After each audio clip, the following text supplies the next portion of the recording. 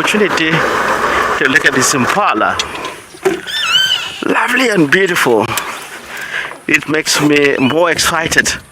The head of impala, in the course of a day, it's in their nature. If they want to nest the youngster, they move into the thicket and come to the open space, as you can see in front of us. They nest the youngster, where the youngster they can able to play around there in front of or ahead for more security. That is essentially important. If the youngster really stays into thicket, if you look at all the crash, they are in a different age. Some of the youngster that we are rolling on, I believe that youngster is around a week old. So it has to give them a chance from their mother to get in an open space like this. Then they can start to run around and start to be playful. Is how actually the youngster feel like more comfortable in an open space like in quarantine. So in the nature of impala, in most cases, they stay in the open if they feel like more threatened. If there's nothing around in the area, if they don't get a scent of lions, scent of hyena, and other species, of course, that might prey on impala, they will start to move into the open terrain. If not, they will stay in a thicket. Remember, this species you're watching right here, it's a mixed feeder. They can eat grass, at the same time they eat leaves. That's the reason they're a lot more successful around in the area. And we all know across the world, wherever, if a species, of course, they have, healthy food, the production also, it will be so much healthy. If you look around here with all these impala, they all have youngster and dominated by a single male. He's a lucky boy. He's more to the left from the rest of the impala. He's really governing.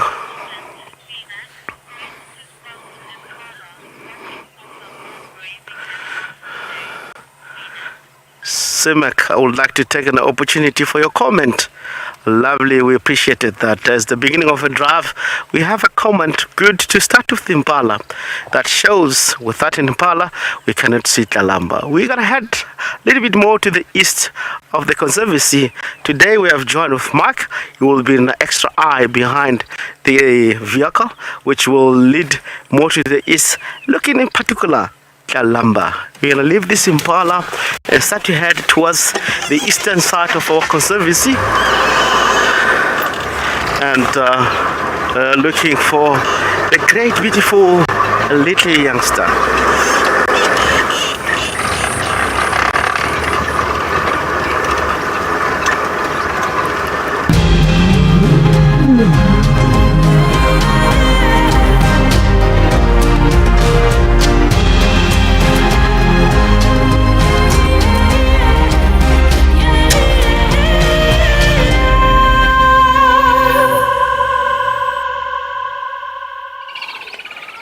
It definitely is a very hot, overcast and humid day here. And so we've chosen to come and sit at Treehouse Dam to start our afternoon and see what might be coming down this afternoon as it gets hotter. My name is Tessa. I'm going to be your guide this afternoon. Behind the camera is Mpho. And we have some pretty big plans today. We're starting at the dam. We're going to be moving to go check ribbons stay inside. And then from there, we're going to go and check if the lions from the morning are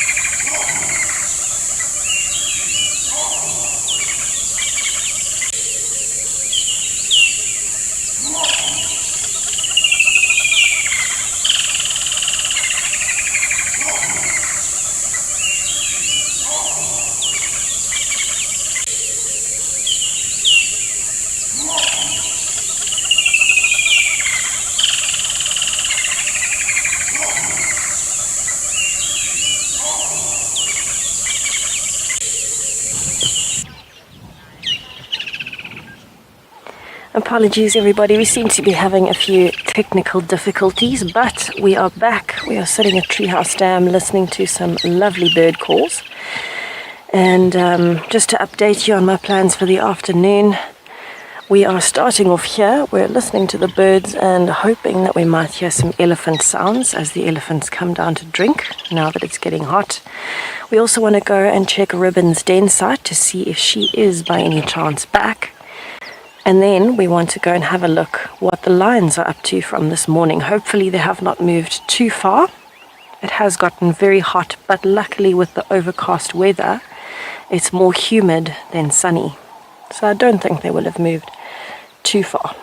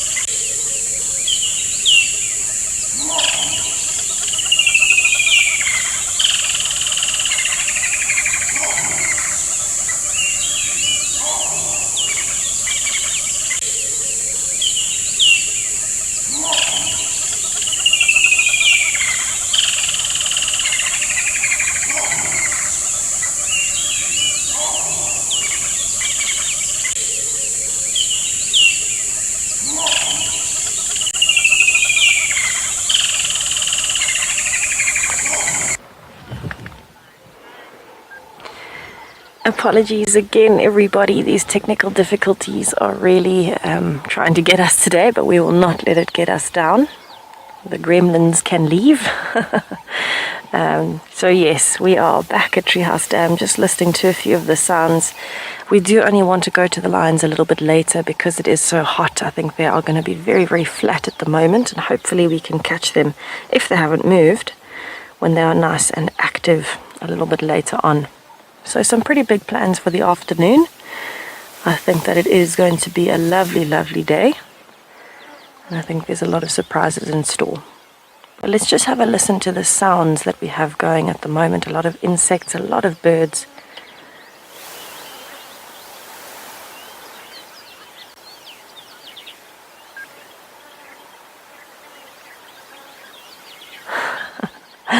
Seems like Rexon is already on fire. So while I sit here and appreciate some of the sounds, let's head over to Rexon, who has beaten me to finding one of the animals I'm looking for.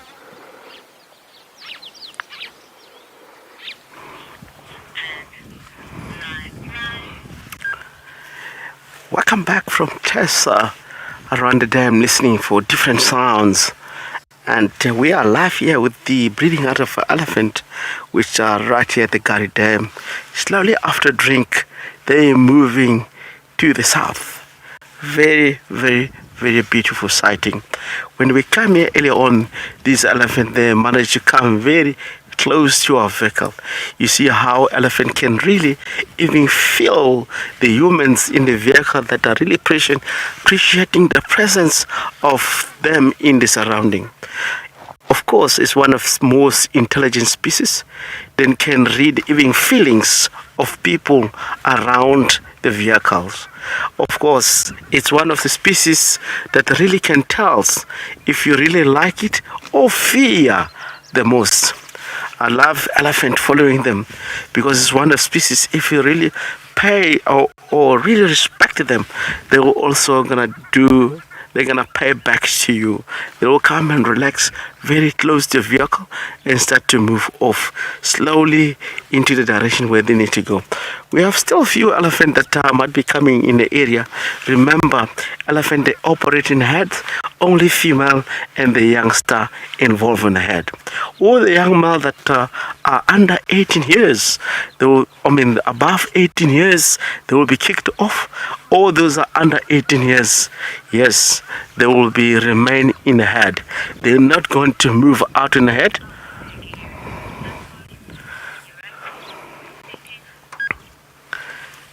Until they stay.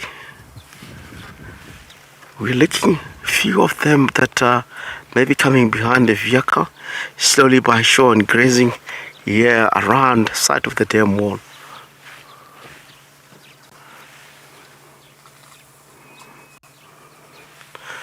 Lovely female coming to the right and join the rest.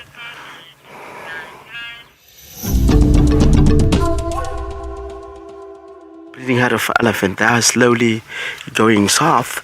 We're going to stay with this particular herd and see where they're going to take us to. But remember, elephant is one of the most lovely lovely species. As you can see now, because of new grass that have grown underneath the branches, elephant can really nose to pull the branch off in order to access the nutritious grass underneath. That is also part of the species to do around in the area. It also shows how good is the species, how elephant can know all of this, can know how to access food in different environment.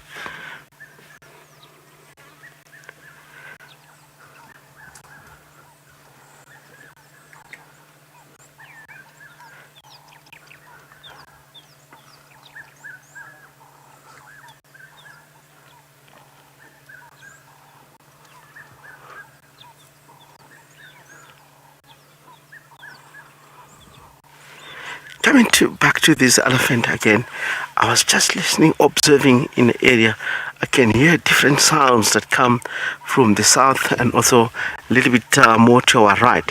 There's a low frequency communication with an elephant that they're doing. That's reason now all of them, they're moving into southern direction, which they're going to join the rest of the herd in the sound. Let's try to follow them and see what they're up to behind the dam wall.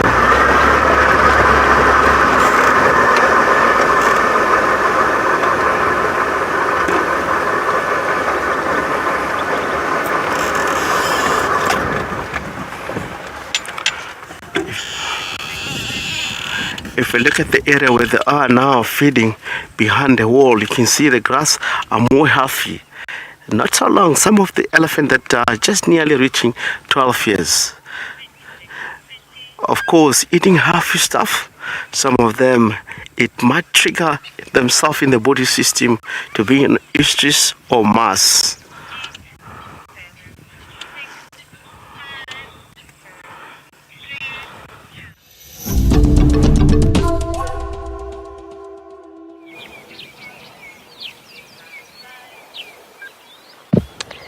So I'm still sitting at Treehouse Dam. I'm taking in all of the bird calls. And I'm listening for any signs of elephants in the distance. To me, it's one of the best moments that you can get is when an elephant, particularly a herd, walks down towards water. It's this amazing excitement. Everybody comes running and they get a bit of a swagger. The little babies come running so fast, it's adorable. So it's definitely worthwhile sitting for a few minutes on a hot afternoon just to check before you move on. It's also a great opportunity close to drainage lines to listen for any alarm calls and things like that, in case there might be a leopard around. This is one of Molwati's favorite areas, very, very close to here, so always worth a listen. There's actually a few birds calling, so let's just have a listen for a minute, just to take in some of the sounds while myself and Mpo are listening for for any signs of elephants and predators.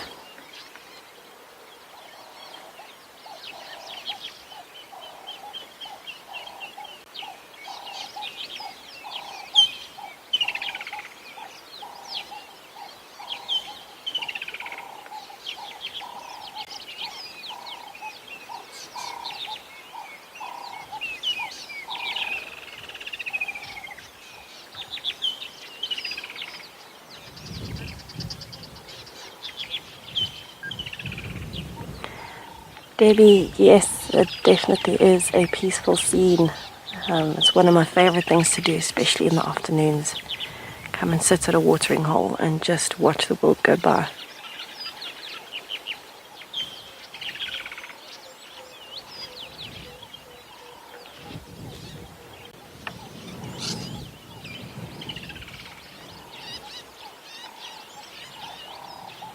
You can definitely hear those iconic woodland kingfishers.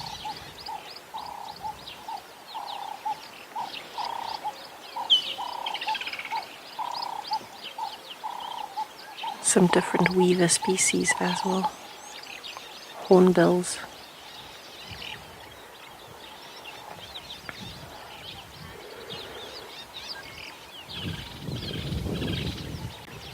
Absolutely beautiful. Lots and lots of calls coming in. I don't hear any branches breaking or trumpeting or any sign that elephants are going to come here. But I think what I'll actually do, I'll maybe come back past and check the dam a little bit later on if I find the time. And in the meantime, we'll go over to Rexon, who's enjoying his elephants at the dam.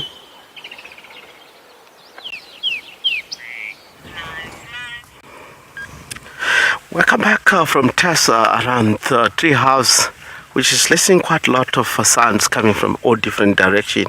It might be elephant coming into that area. Looking at this elephant in particular, if you able to see correctly, all of them that look like they're a little bit grayish in color. They just come from walling mud and dusting themselves, putting sands. So they've been in one of the dam in the area, swimming, try to cool down the body system. We're all aware that this species is one of the water mobile species. Without them going down to the water, they cannot cool down the body system. During the day, like around in Juma safari life, is more important. It's very hot, like in the day. To visit all these water holes around, you might get to see buffalo, elephant, warthog, and other species, etc., etc., as they rely on cooling down the body system, wallowing around the dam, specific in the area where it's quite a lot of mud. And again, if you look at back here, we have multiple youngsters. As I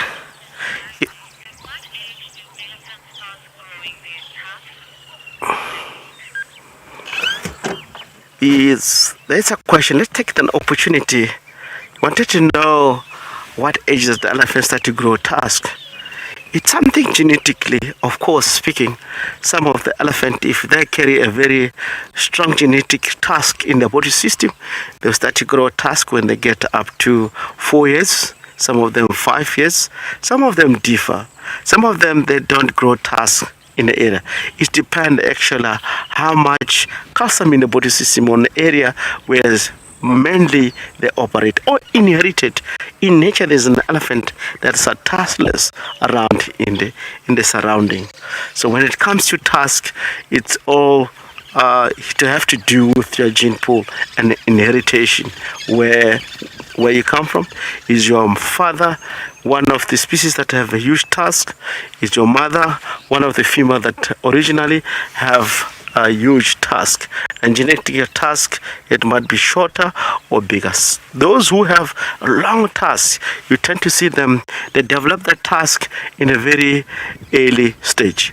For instance, the elephant that we are checking or seeing now, or the one that we own, if you look at the female, she was one of the female in nature. She carry a very short tusk that might be passed on to the generation to the next. maybe the daughter or maybe son, it might not have a huge task like another elephant that we come across in the surrounding. So that has to be due with gene pools around in the area. Look at the little one, the tiny little one is always playful in front of the mother. It's one of the youngster that I believe we have seen around Befesuk Dam with the head of elephant yesterday. The one that was lying down, I just predict it might be the right one because she was so tired and it looked like the same head of an elephant judging with tusk. Sometimes you can able to know an elephant look at a tusk or also look at the formation of the ears. Some of the ears are torn, some of the ears, of course, they might be deformed, so you might be able to know exactly which head is this one. If normally around you drive in the area, you'll tend to know all different elephants that prefer in the surrounding. And the elephant is not a territorial animal. They come and go in the surroundings. Some of them, they come each and every year around the same time, same area. Like this elephant that are here today, the same next year, they might be in the same area again. Try to really collect as much foliage in the surrounding, knowing that in this area there's a suitable grazing, in this area there's a nice browsing. So all of that elephant will have in their mind. They will never ever forget if they've been in an area where they all have nice food or very high nutritious food. They'll also come back same year, same time. That it goes to intelligence of the species, as they have a huge capacity. They can, the brain capacity, they can able to know all of that information. I elaborated yesterday how elephant, when it comes to intelligence, which things that the elephant can really shows that the highly intelligence around in the area. They can identify themselves from the mirror. They can able to know areas that they've been previously. They can know where to find water previously if they've been here 2 years back. If someone interact with them now, they can, even if they come 5 years time in the area, they can able to identify. Oh, look at that. That also, it falls under intelligence of an elephant. She's trying to scratch behind the feet. It might be itchy, it might be parasite. So trying to get rid of that as a youngster, she's using the log. It's very common, you know, that some of the elephant in the area, if they do have parasite, they rub against the tree. We'll be cutting back to Tessa at the moment, which she is now at Three House Dam, looking possible for anything that might be coming down to the water.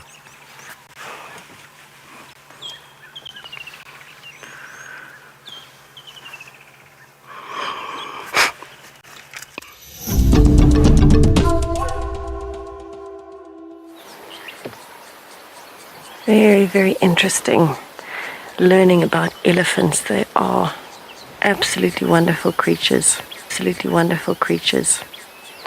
So I've actually left the dam. I am driving along one of the drainage lines, and while we were just having a quick stop to have a listen, I noticed this termite mound, and it has quite a few little holes in it, and this is normal for a termite mound. But termite mounds really are very important for many different life forms. And what I noticed with this termite mound is there's a very large spider hunting wasp that's been in and out of some of those holes. So I'm hoping that we get to see it. I don't know whether it's going to come back out, but it's quite a large black wasp. That's what we're looking for.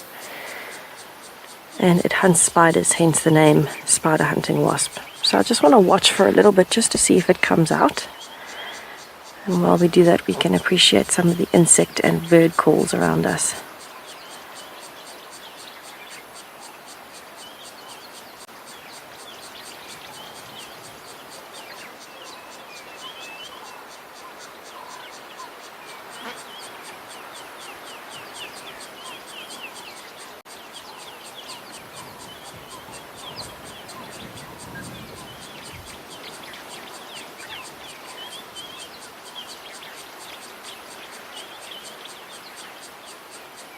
It went in kind of just behind that ridge where it disappears into quite thick grass.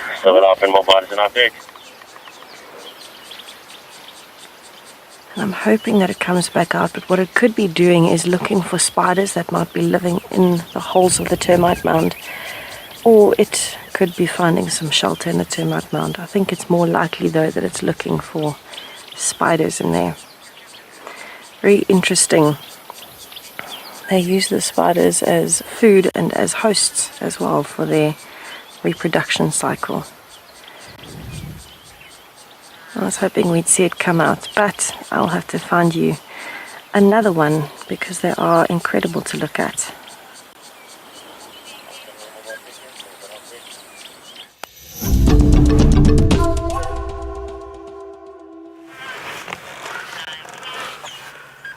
Welcome back from Tessa around Treehouse Dam. We are still live with this elephant. That's such a really presenting a wonderful, wonderful scenario here. These elephants look like they are following the drainage line. And of course, early on you witness the symbiotic relationship with the other species of birds as far fork-tailed drongo. When the fork-tailed drongo move, or when the elephant move in the area, the fork-tailed drongo, it's really collecting all the insects. They have a symbiotic relationship called commercialism. One species benefit from another, or the other species benefiting, which is really very common around in the area. You find fork-tailed drongo, rollers, wattle starlings. They always follow the breeding out of elephant, breeding out of buffalo, which is very common, is how actually they get to collect food when the other species disturb. And again, with this elephant, they're moving along the drainage line all the time. And the reason behind that, because all the food that's along the dry riverbed is highly nutritious. During the rain season, all the debris that collected by water or collected by the drainage line is deposited on the bank of the river. And all that is going to be decomposed and become a fertilizer of the soil. And anything that might be, or seeds that might land on that particular area, it's going to germinate happily and shows happy. It has risen. You find all the grass that along the embankment of the river. It's highly nutritious. Elephant, buffalo, they really like that. Even for other species as herbivore, they like moving around the dry riverbed, even if it's a permanent river. That's the reason the high concentration of all predators, you find them in most of time in and out, weaving or in and out in the riverbed. Of course, because it's where the high concentration of antelope, it's really attracted by all this healthy grass that might be around in this area. Look at this elephant. It's having a dead branch or dead material. Might use that as a branch that need to play.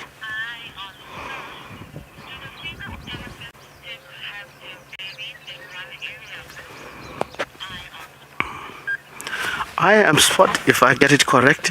Do elephant take the babies in the same spot?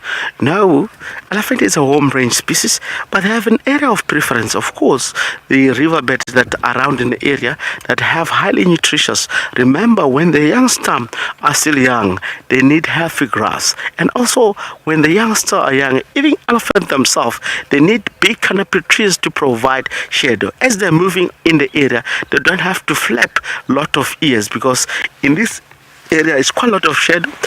They provide shadow and they provide healthy food. That's the reason they all move along these trees. So it's more important they benefit from shadow and they benefit from healthy grass. As you can see, all the elephant, look at that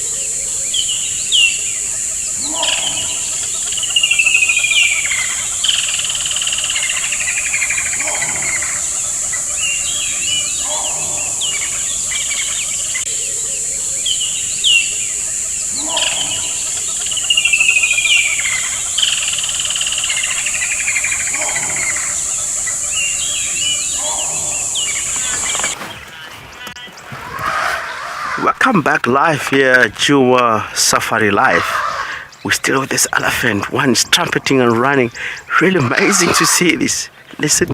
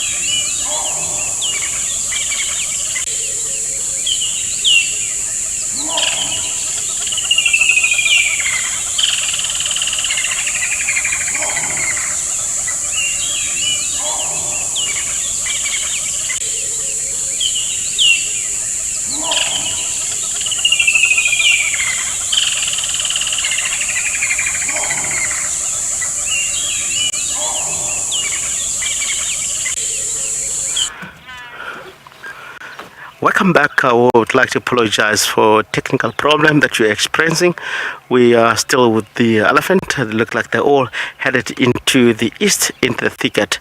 Of course, it's one of the most important species in our ecosystem. If we can all drop or take all the elephant out of the area, it will mean a lot of things is not going to be happy around an area. Remember, lots of small creatures as beetles and other species flies, they deposit their eggs on top of the grass. When the elephant collect all of the grass, going through the digestive system of an elephant is where some of them they get processed into life. Of course, when the elephant eat that, because they're not ruminate, they will go and process inside. When they deposit all these dung, big dung that we have here, some of this, because of the heat of an elephant inside, some of them they're going to hatch and develop to life. So it's more important to have an elephant around an area for all these species to survive. So having an elephant is such a beautiful thing to do. And of course, we have seen a lot of time when the elephant, wherever they have pushed trees, we have seen Columbus cubs, they're well blended in those areas. It becomes home of the other species, of course. It becomes home of a snake. It becomes home for francolins to lay eggs. Without all these trees that been angled, it means other species, Janet, civet, etc. They won't have home. So an elephant is one of the most important animal in the ecosystem. We'll be leaving this elephant. Surely we're gonna head a little bit more to the east, looking in particular Tlalamba. And of course, we'll be looking back to Tessa, which is slowly heading to the east. She might be under cross and look at Kuhumas.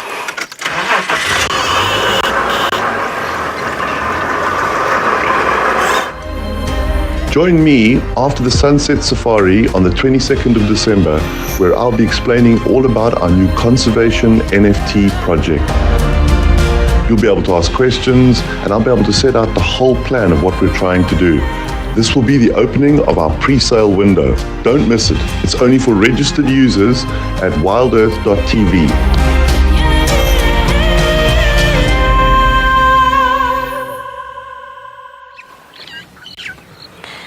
An amazing reminder, please join us for our town hall straight after the Sunset Safari tonight. Very exciting, and we are looking forward to seeing you there. So where I'm at the moment, to give you a bit of an update, I'm sitting on Twin Dam's wall, and instead of looking at the dam, I've decided to focus a little bit on the little smaller pond on the other side of the dam wall, because this is where the weavers are building their nests. And there seems to be quite a nice variety of birds that are in and out here. But what I wanted to do while we just have a look at this is just update you on what is happening at Ribbon's Den site. So we went past there this morning, we went past there again this afternoon, and I can honestly tell you we got quite a fright as we pulled up. We saw movement in the front of the den site, and some warthogs came out of the den site. It was two kind of sub-adult warthogs just on the verge of becoming independent, and I'm sure that's exactly why they were in there. They have started becoming independent and moved off from their mother. She seems to have new babies. We have seen them when they ran out, they joined up with the family and ran into the riverbed. And so we got quite a fright, and we thought, all right, maybe Ribbon's moved her den site. Maybe in the last 2 or 3 days, the cubs are getting older now, maybe she's moved them back towards the communal den with the rest of the family. And so we were actually going to update you from the den site, showing you the entrance. Unfortunately, the warthogs were so quick that we couldn't actually get them on camera. They ran out so fast. But obviously this is a bit of a concerning kind of moment, because why are there warthogs in Ribbon's den site? It doesn't quite make sense that they would be living in there together. Yes, the cubs are small enough that they could go further into the den site than the warthogs could, so if they are in there together, it's not a huge problem. But I find it very fascinating that the warthogs can go into the den site smelling the hyena's presence, because there's no way you can't smell it. We can smell it, and if we can smell it, animals can definitely smell it. So it's quite an interesting situation happening. And so we were almost adamant that Ribbon has moved her den sites, and so we thought maybe we should go and check some of the old den sites, see if she has gone back to where the clan might be denning together. And surprise, surprise, as we were about to update you from the den site, Ribbon's cubs came out as well. So they were in there together, and that's the first time I've ever seen that happening. I think it's quite an unusual situation that the warthogs are in there while the hyenas are in there, and definitely I don't think they'd be there if Ribbon was around. And so as soon as we noticed the cubs were there, we left the den site area, because now we know the cubs are still there, and we don't want to be there if Ribbon is not there. So it's quite a strange situation, and I thought I have to give you an update on this, because you can imagine the shock and surprise that we got when we saw warthogs coming out of the den site as we arrived. It certainly got the heart pumping a little bit, and all the different scenarios definitely rushed through your head. But it was an absolute relief to see, after the warthogs had left, that the cubs came out as well. So, a little twist ending to our den site story for the day. I can honestly tell you, we were both very, very surprised, myself and Paul. But an interesting development, never a dull moment.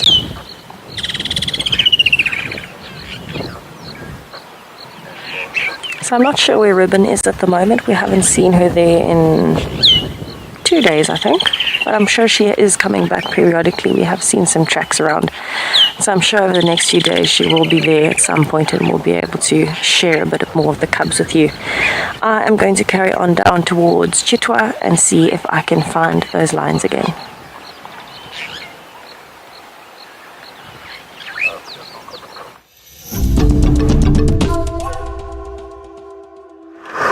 Welcome back from Tessa around Twin Dams. visited maybe, or talking about a hyena that have taken over the den of, a warthog taking over the den of a warthog, of a hyena. So it's really interesting, the story that Tessa have witnessed over a morning drive.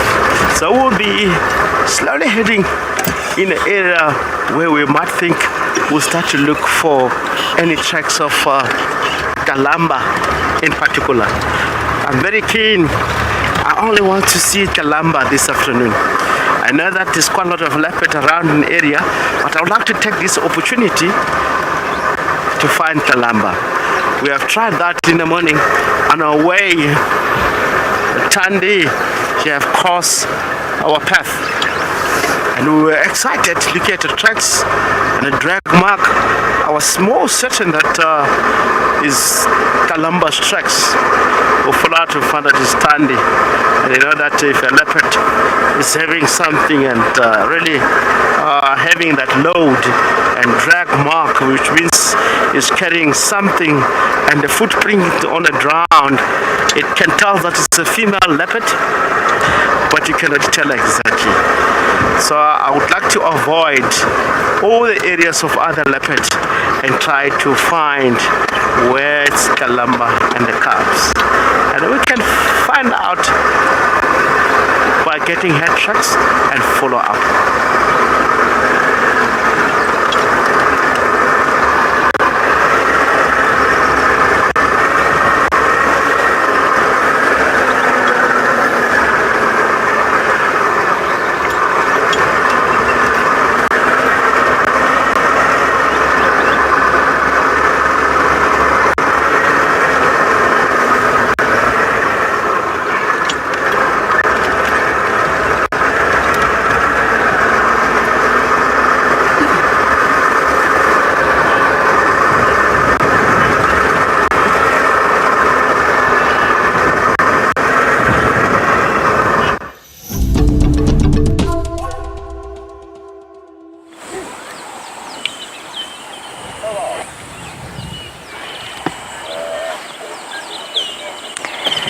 So I have just found quite an old looking male giraffe. He seems to be on his own, and he's actually standing quite low below the vehicle in a bit of a drainage line. And I just want to spend a minute with him, just having a look. I think it might be the same male that I saw yesterday with the scarring on his neck, but it's on the other side. He is busy feeding at the moment, so although he is looking at us, he is chewing occasionally. And I think he's enjoying the breeze that's being funneled through the drainage line because it is very humid today. So I'm sure he must be overheating a little bit.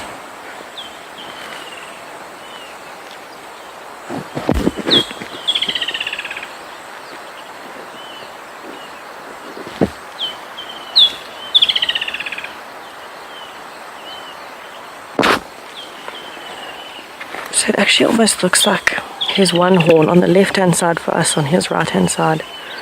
Looks like the one horn is a little bit more worn down than the other one.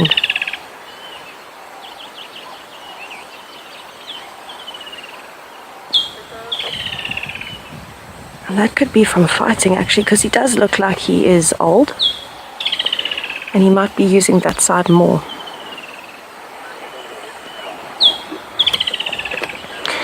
Alice, it's actually a very interesting question for giraffes in particular, because they actually don't have a very strict set social structure. It's one of the only animals, if not the only one, that doesn't have a strict social structure. So they aren't always alone, they aren't always in groups, they aren't always in big groups.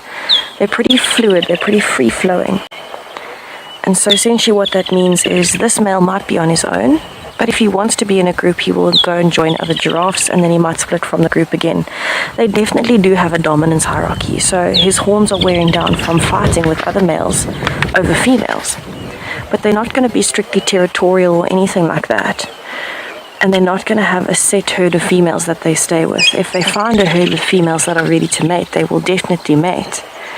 But they will still have a hierarchy, and towards kind of mating seasons, then you'll find them in bigger groups because then they want to get as many females as they can, but it's not a strict social structure. What you find more commonly is you might find some females and youngsters together up until about 6 months, then they start wandering away a bit, and that's purely for safety reasons, just because it is safer for them and for the calves to be in a group instead of completely on their own, mom and baby. That being said, sometimes you see massive herds of giraffe that are, up to 30 in a herd, and that's not so common here, but you might find it, well, I've seen one herd that was about 20. You might find it in places like East Africa, but majority of the time here we actually see giraffes in one or maybe two in a group. And that's probably more because of the habitat that we're in. It is very thick and there's a lot of food available. They don't have to be in a group. And not much can predate on a giraffe other than lions. So it's actually a very, very interesting question specifically for giraffes because it is so fluid.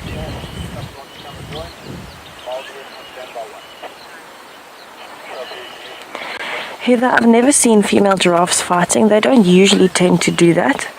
They might have smaller disagreements and maybe push each other around a little bit, but I highly doubt it.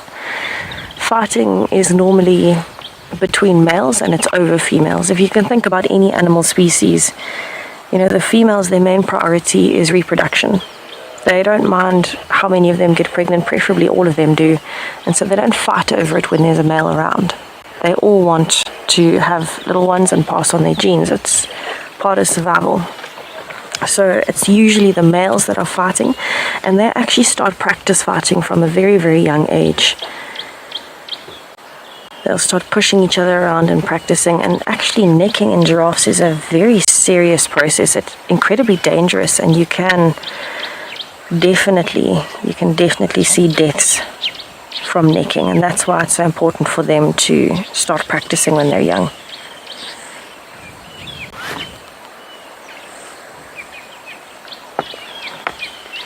Mostly giraffes will know from where they stand, their height, their age, their size. That will automatically depend and develop their social structure in terms of their hierarchy. So they already know that kind of thing. It's very interesting to watch, but I'm going to stay with him for a little while longer. He is actually coming closer.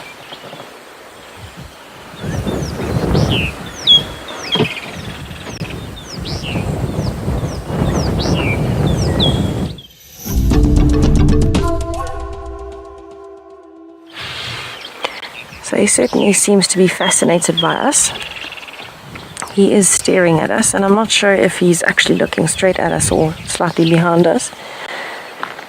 Very possible that he is listening because the dam is behind us, and so there might be some movement around there.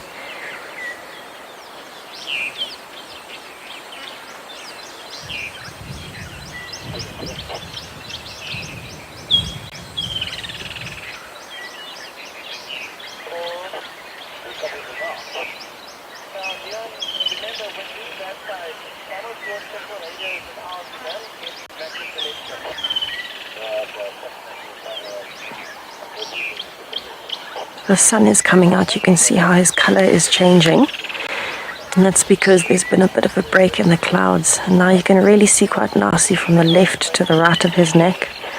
The left side is in the sun, it's showing that beautiful golden color, and the right side is looking very dark.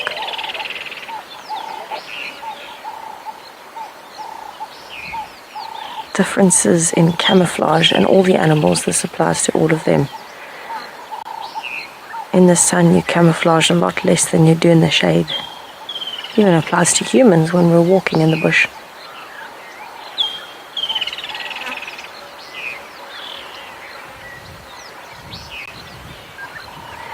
He is staring very fixedly, and I really don't think it's because we are here. I think he is hearing something we cannot.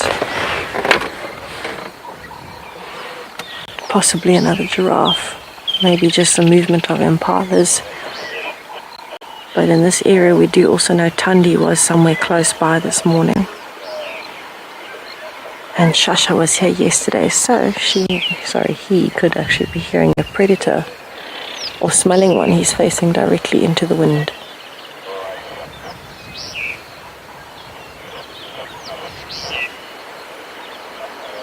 Very interested to know what it is that he's focused on there. Definitely hearing something I'm not. Might be worth taking a look at.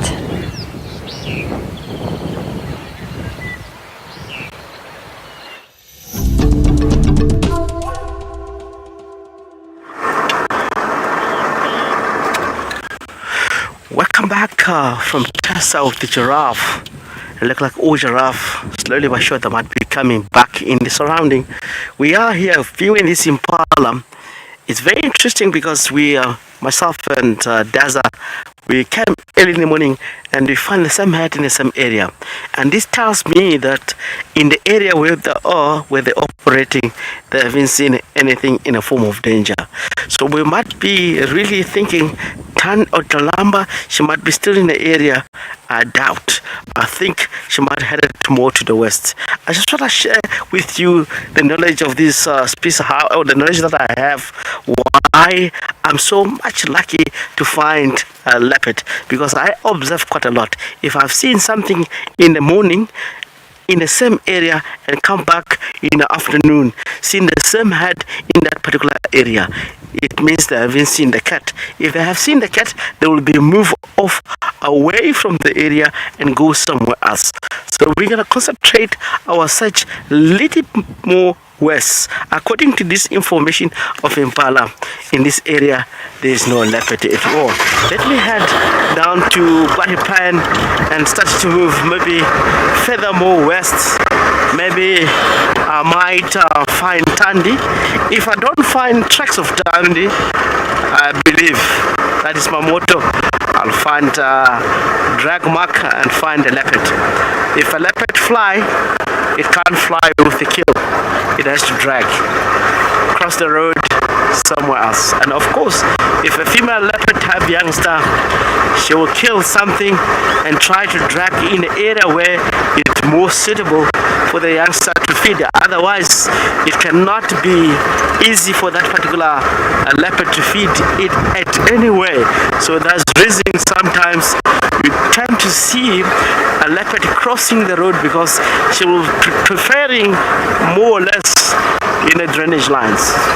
So easy to cross. If she make a kill this side, she'll eventually cross this road to the left. Is how actually we get to see or find leopard in the area, because we concentrate on this road very close to the drainage line the most, because it's how actually the female leopard would love to really secure or really protect the youngster. If she made the kill, she'll go into thicket more than the less thicket in the area. Let's carry on, guys.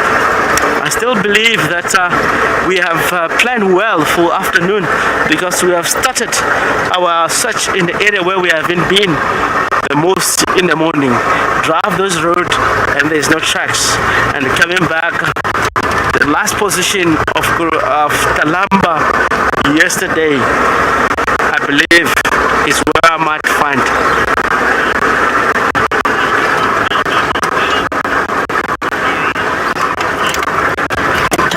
Welcome, Putty, and welcome for your question. Why don't we see cheetah in the area? Putty, cheetah in nature, they prefer an open grassland. If you look at the area where we're driving, both sides, really ask Daza to show much more information of our habitat around in the area. It's a very thick habitat, of course, and also we have tall grasses around in the area. Cheetah want to see far, not close by. They don't want to get surprised with a hyena and the leopard and the lions in the surrounding. So then they will prefer an open clearing where the grass are not that much high, because they defend themselves from other species by running away. It's one of the species that's sitting in the low, on the bottom of hierarchy of all species in nature, that are all cats or dog-like family. You can imagine even a cheetah can really force by vultures in the area. If a cheetah kills something and vultures come in numbers, you see when the vulture move, they're very much intimidating. With 2 feet, when they jump like that, it coming in numbers, it drives the cheetah off from the kill. So that's the reason, for the safety of the cheetah, would prefer a very open space for survival. I don't want to forget checking tracks while I'm still answering the question. It's more important for me to check mainly this road where we might thinking Kalamba she might be. If she's not out, I know that she might kill something bigger than baby impala. What might be? Maybe impala or nyala. You never know.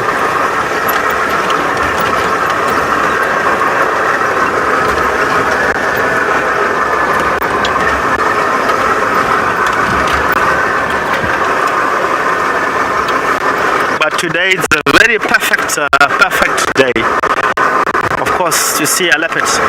Even if she might be hidden, the only thing, if she eats meat, she has to go down to the water.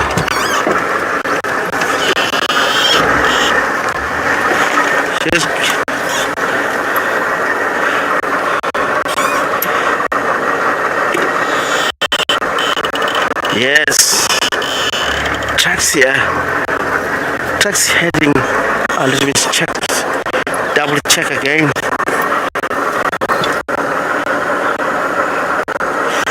Tande, oh not Tande, Kalamba tracks. Going opposite where we're going. So what we can do,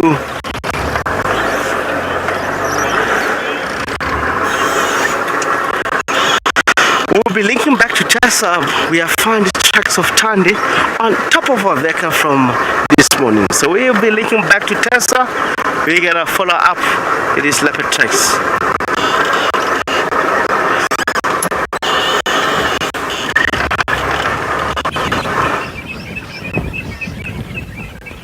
Good luck, Rexon. I hope that you managed to catch up with her. I have just arrived at Chitwa Dam and I am spending some time with the hippos on the little island.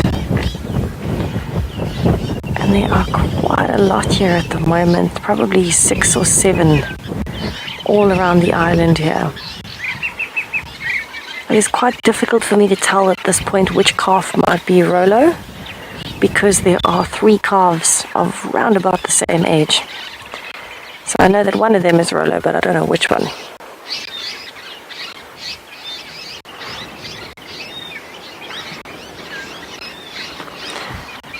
So they are definitely getting quite active this afternoon. I think with the humid weather and the wind picking up, the hippos are feeling more active than usual. Normally it's so hot at this time of the day that they are completely under the water.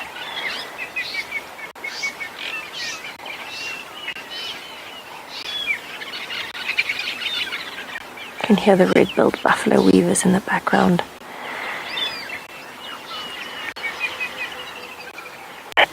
So I actually wouldn't be surprised if these hippos come out of the dam earlier than expected today. Normally they would wait until after sunset. But when it is so overcast, they might actually come out a little bit earlier this evening. We won't be here long enough to see that, but it's definitely something that they would do to maximize on feeding during the night and coming back before sunrise. There have been consistent hippo tracks going from here back up to Twin Dams and, Vuyatela Dam and back again. So there's something I noticed this morning. The hippo was not in Vuyatela Dam, but tracks came straight down the road and back over the boundary. And so it seems to be a common route for them. But I can see the crocodiles are actually on the actual grass island. And I've been looking for them for quite a few days now. So I'm very, very happy to see that both of them are out in the sun there. One definitely looking quite a lot bigger than the other one.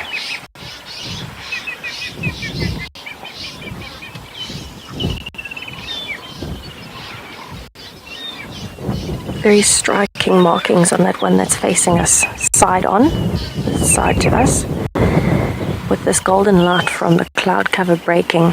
Very beautiful coloration.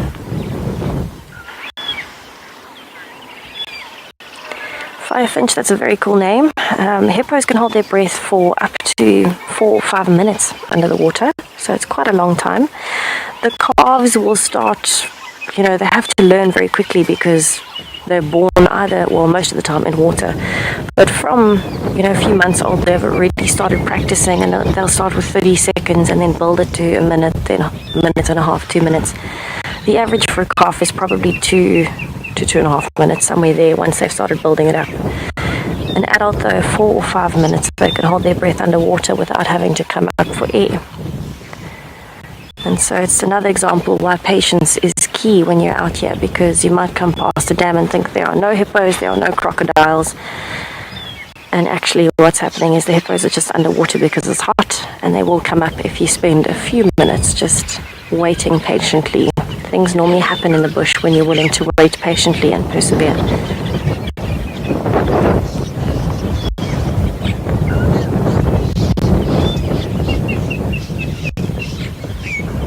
Now, I'm not sure if these hippos and crocodiles are going to be out for the rest of the afternoon. I'd assume the crocodiles are going to get back in the water later on.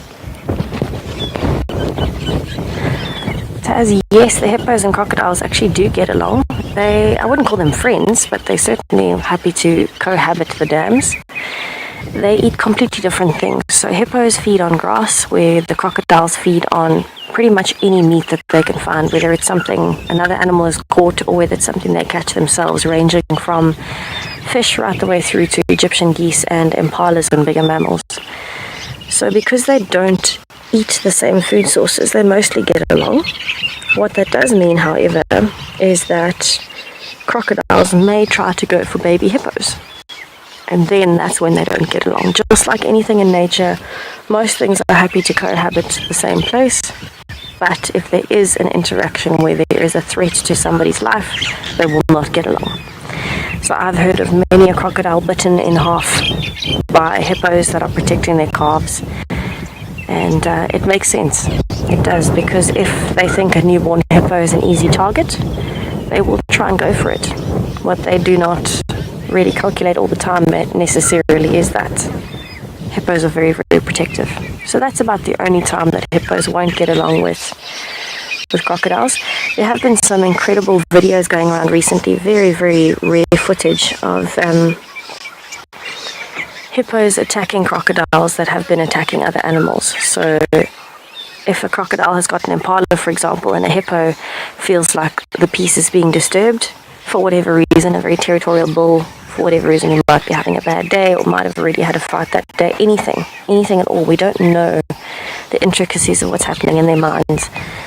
But for whatever reason, if a hippo is close by and feels that the crocodile is disturbing the peace or coming too close to the family or anything like that, it can actually attack the crocodiles. So it is a very interesting scenario where you can't really tell why exactly something's happening if there's no active predation or threat to one of the hippos themselves. But I'm going to spend a few more minutes here and just see what is happening around the dam. Hopefully we might get some other animals coming down in the heat.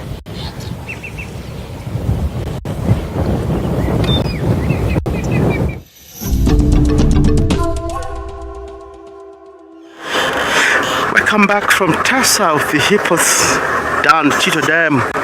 We are here having checks of Kalamba, slowly heading west.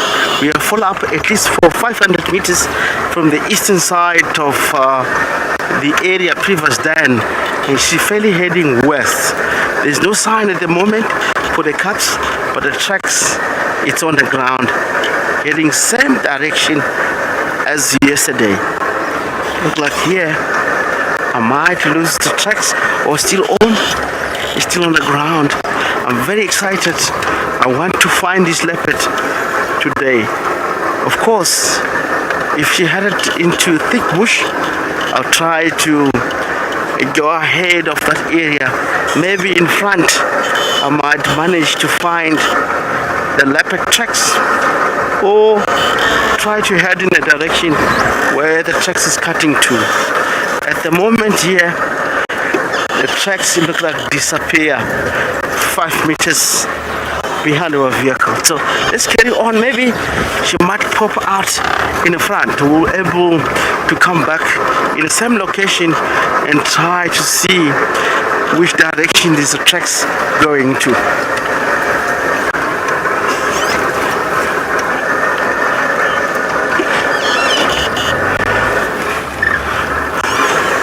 Wow, it's not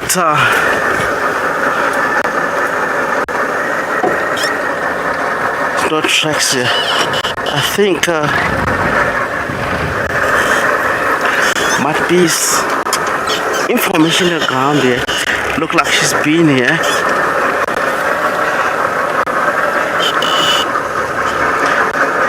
Yes, I don't think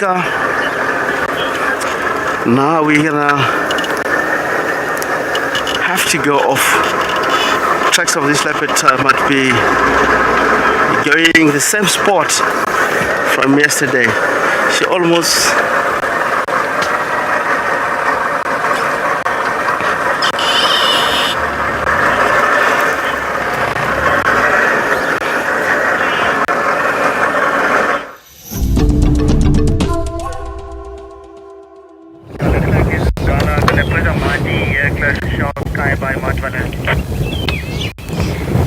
So I've just seen something interesting happen actually. The one crocodile you notice has moved. It was actually chased by one of the hippos, not intentionally. I think she was trying to move towards the island, and as she started coming out of the water, the crocodile moved back into the water to move out of her way. The other crocodile kind of stood its ground a bit, but the hippo also got a bit of a fright and she's gone back into the water. But I think the reason she wanted to go out onto the bank is because she has a very young calf, much younger than Rolo and Rolo's contemporaries. It looks, less than a month old. It is very, very, very small. So I'm hoping that she comes out and you get to see her, but she is still kind of swimming around close to the island there, and I'm hoping that we get to see her and the little one come out. She is slowly approaching the bank again.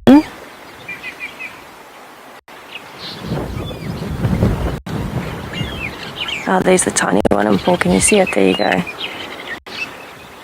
You can see the little one's head. It's just gone under. They keep kind of approaching that island. I think maybe she wants to get the little one out of the water for a bit. You can imagine it must be quite tiring for a baby hippo. Adult hippos, like the mom, can walk along the bottom and then just push herself up to the surface when she needs air. Where the little baby is so small, it's quite a task to walk along the bottom and bounce back up to the top. And so often the mom will have to nudge it with its nose. So I'm sure the little ones get tired of treading water.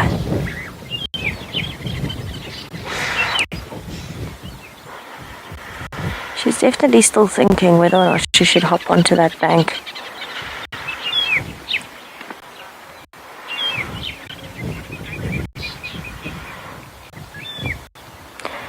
Nathan, that's a very interesting question. Hippos will be referred to as adults when they reach sexual maturity. So a hippo can live to 35 to 40 years. Sexual maturity differs slightly between males and females, but it would probably be at around 3 to 4 years for a female and a little bit older for a male, I would think. I do need to double check that because it's not not something that I've dusted off recently, but I think it's about that age. For anything underneath sexual maturity, they are still referred to as sub-adults or calves.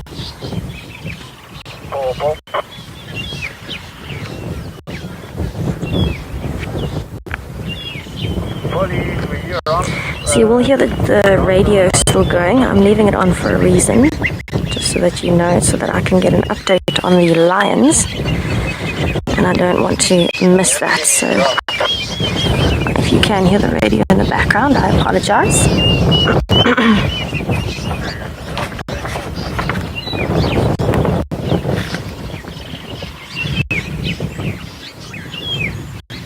Yeah, that crocodile is definitely, it's starting to turn a little bit more towards the water at this stage.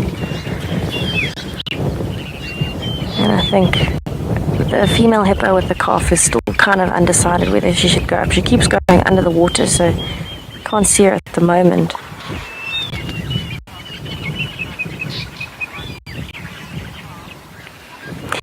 Charles, you won't often see crocodiles traveling between water bodies. You'll definitely see crocodiles around the water bodies like this one. You know, you might see even just the tip of their nose every day if you look hard enough.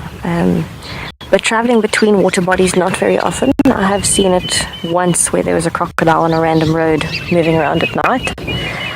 But it's, you know, they do it very, very early hours of the morning usually. They'll move from one waterhole to another. But I mean, sitting out of the water like this, at some point every day, if it's sunny, you will see crocodiles basking out of the water and moving around between the water and the bank. Once a crocodile finds a dam that it's happy with, they will usually stay there for as long as they can. So they don't often have to move unless there's, you know, looking for mates, or there's a bit of a dominance spat with males fighting over females in a particular area.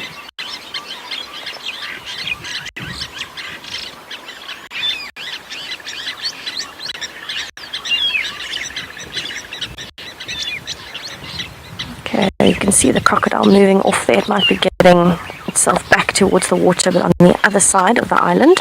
Very, very interesting to see it move. I'm definitely going to spend a little bit more time here just to see if anything else is happening, because the hippos seem to be getting much more active as the afternoon goes on. Join me after the Sunset Safari on the 22nd of December, where I'll be explaining all about our new conservation NFT project.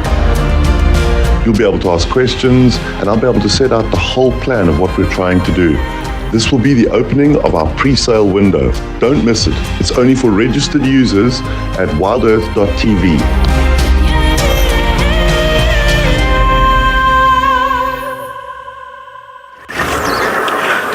Welcome back from Tessa, and we are right here where the last checks of the lumber went. Very fresh checks.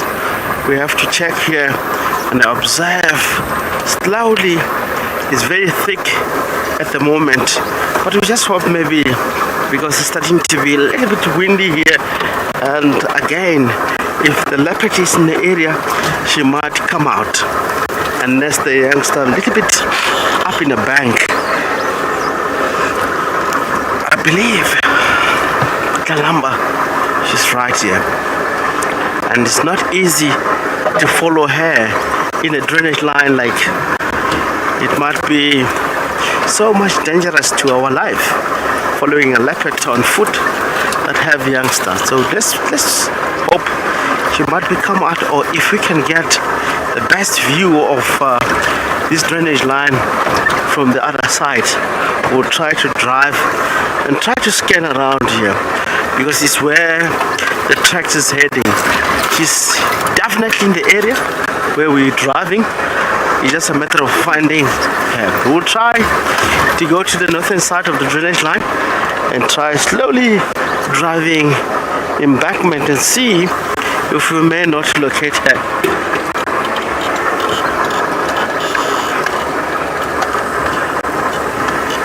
And the tracks that we get like 2 minutes back.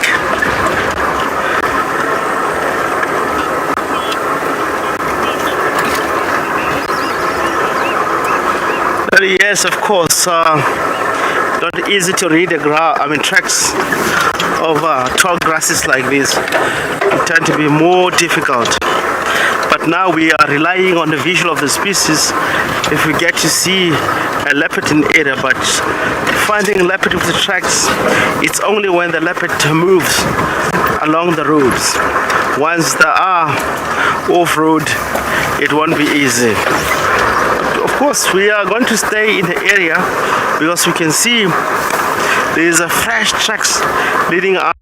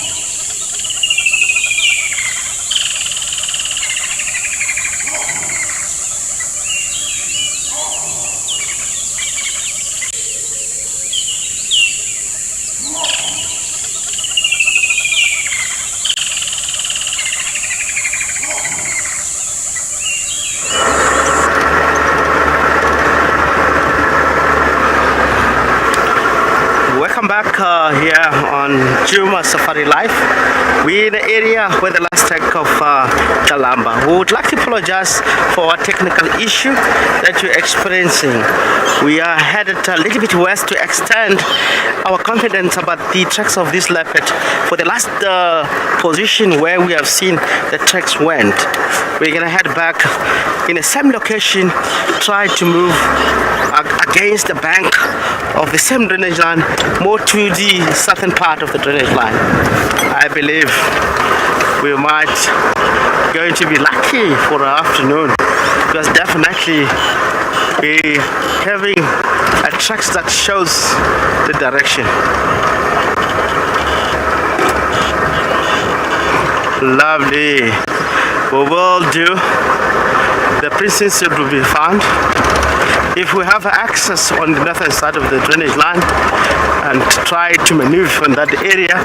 It's not an easy area, very thick, but we'll check areas where might be the Kalamba might be heading and maybe resting down.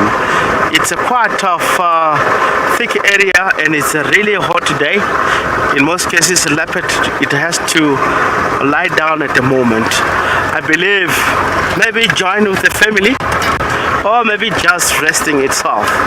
So we're gonna try to do our best. And of course, we'll be looking back to Tessa around Chitwa area and being live with the hippopotamus. Maybe by now she might be heading towards the butterflies.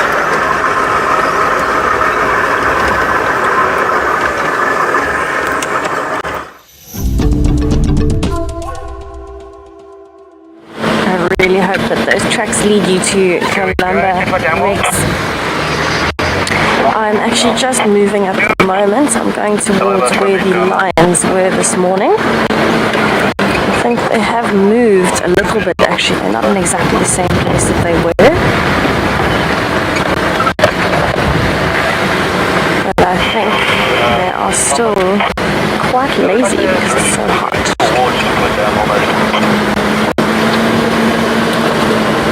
Really hope we don't lose signal in this dip. Don't think so though. We have got a vehicle coming towards us. You can hear the radio chatter. He's telling me to keep coming through the dip. He'll move back. Very kind of him.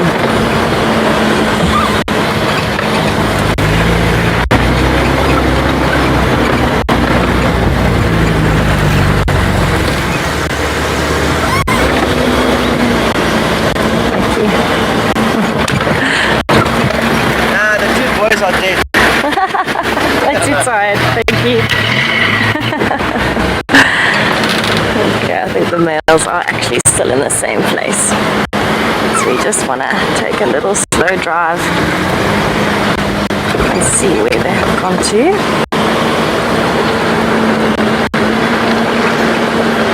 You can definitely see where they have been walking a little bit.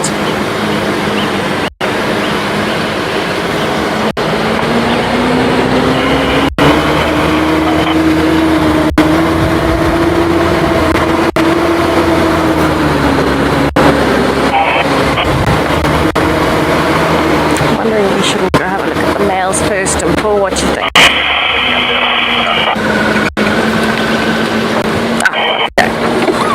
They're telling us to come in anyway.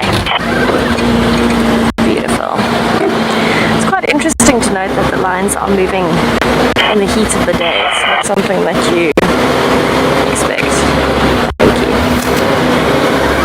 Thanks.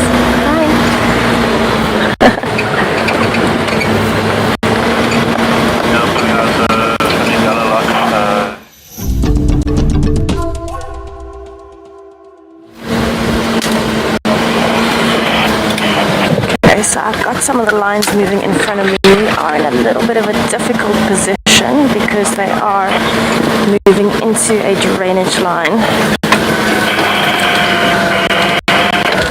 And I'm hoping that we don't lose signal while we are down here, but it seems like the lionesses in particular are moving. It sounds like, oh sorry, Rusty is just moving himself today. Seems like the cubs might still be with the males where they were this morning. And the 3 lionesses are here in the drainage line. So you can see one just to the left behind that guari bush. And they're moving very, very slowly. There she goes. These are really beautiful big lionesses compared to the average lioness. And I think that's some of the Birmingham coming through in them.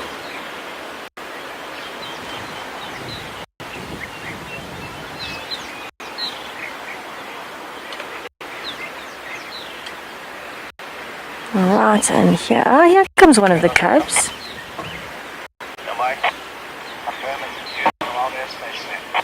There we go.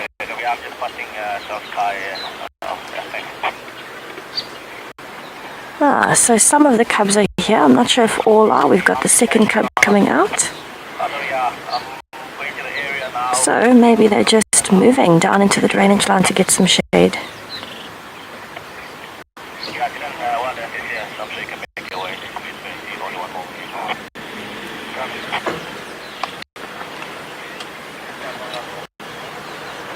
So it seems that all of the cubs are here. Let me move down.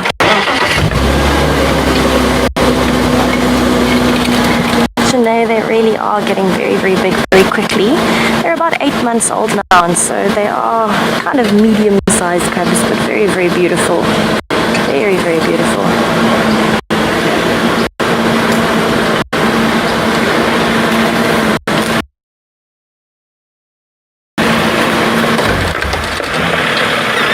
Looks like they are trying to cross the drainage. Oh, sorry, we're going to have a vehicle in front of us in a moment. They are definitely trying to cross the drainage line. And Rusty is moving. Alright, let's head over to Rexon while these are crossing and I can try and get you a better view.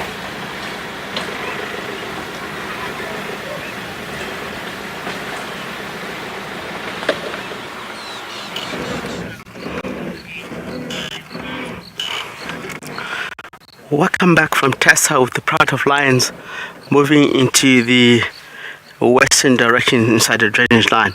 I managed to come across to the northern side of the riverbed where we are. We're hoping if we go down, we might get more evidence of these new fresh tracks of Talamba. She's moving, coming from this direct in the area where we are. She might be not far from the point we are. I believe that just a matter of finding her where she might be. It's a very perfect area, of course, quite a lot of thick kind of sparky and all the tambuti trees. So we're trying here slowly but sure. We don't want to push this leopard. We'll try to go down slowly towards the riverbed itself and see if we may able to get an evidence of a tracks going maybe west. If there's no tracks here, it means from directly here where we are to our right, the leopard is somewhere here. We have to drive slowly and observe slowly to the east. We might able to see this leopard, although it's a little bit challenging because here there's quite a lot of fallen trees that might be able not to spot the leopard itself. But let's take the opportunity and roll slowly towards the base of the riverbed itself.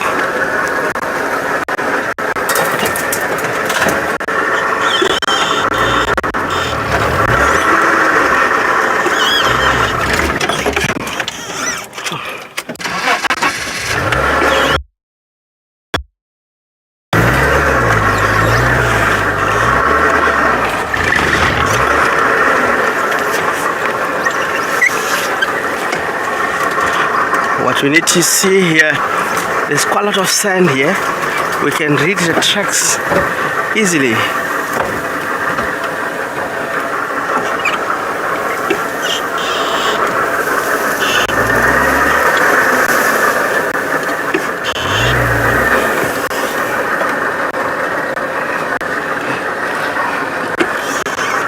Very slowly.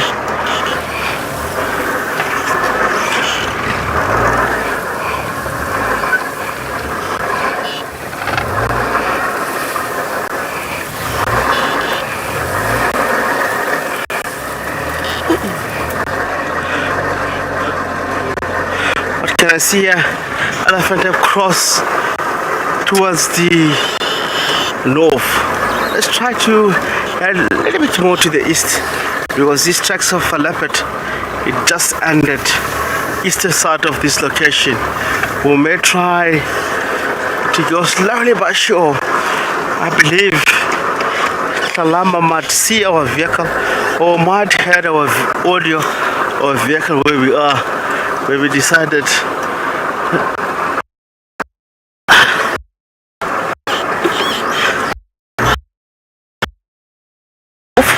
but I believe I have trust and believe the area where we are, that we might see this leopard in the surrounding.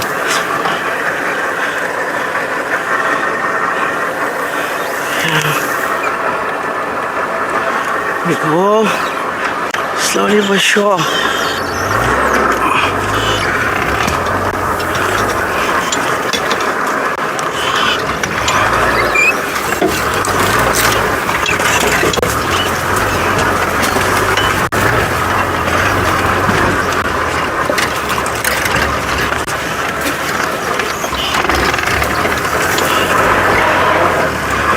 We're out of the drainage line.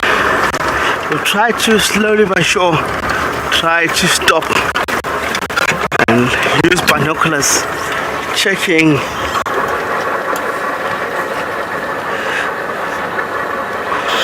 try to really go slightly east of an area.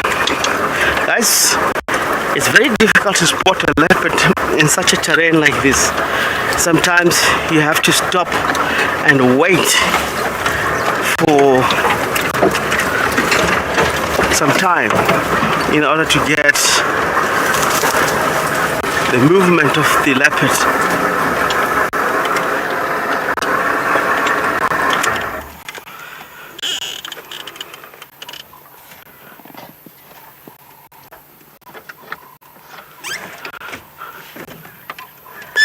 Try to do this.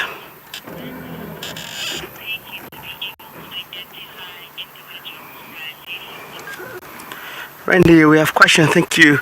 How long it takes to identify individual leopards in the area? Most special leopards that they grow up in the area, we're able to identify those leopards by spot patterns that they have on top of the whiskies easily on that way. The leopard that comes in the area from somewhere else, of course, we have to look at the spot pattern and the behavior of the species. All the leopards are not the same. When it comes to spot pattern, you might find one's got 3, the one's got 4 to the other side, 2, 1 or 3, 1, like that. It's common again. You might find that you have 3, 4, that is a female, you have 3, 4, and that is a male that comes from somewhere. Then you know that this is not a male that regular come into the area. It's got 3, 4 spot, which our female 3, 4 spot, it might be. For instance, I'll take an example with Kalamba, which we're trying to find here.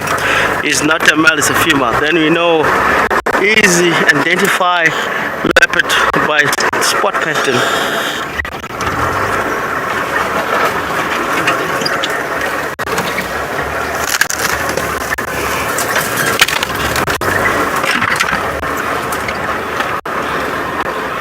Wow. I just believe maybe the corner is very thick.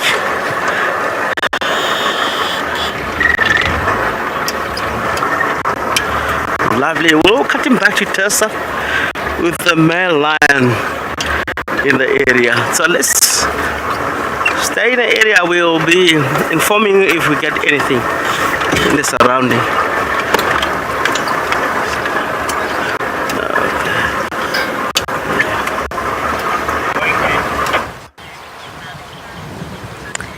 Okay, so it seems that the drainage lines are the common trends today. We watched the 3 lionesses and the 7 cubs cross the drainage line and go across to the other side. It was quite a steep drainage line. We couldn't cross it.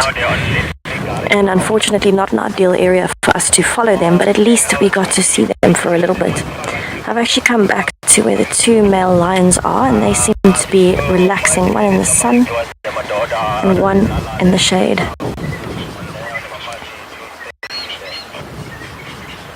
think it's very interesting that in this heat, that male is lying in the sun.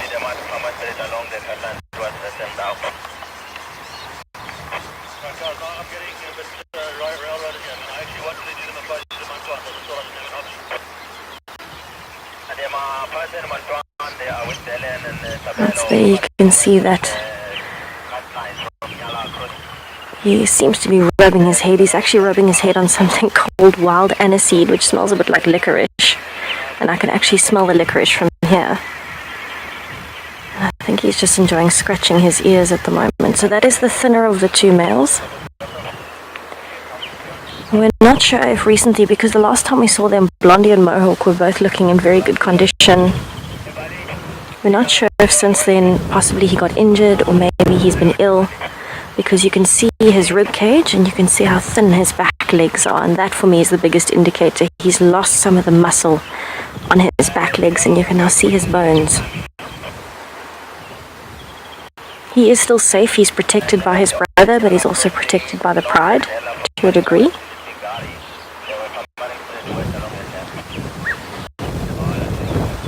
But it is still concerning when you see a lion like this that is getting thinner. Oh wow. Enjoying a bit of the sun.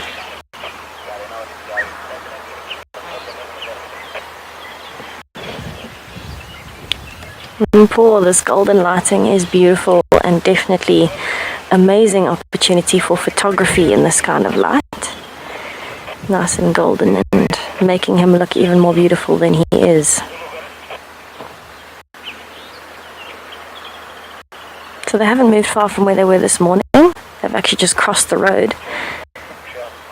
And I am quite surprised that they haven't gotten up to follow the females yet, but possibly the lionesses are going to go on a little bit of an adventure with the cubs. They might be going to look for some more food. They might just be going to get some water. But at this stage it looks like the males are definitely not interested in following.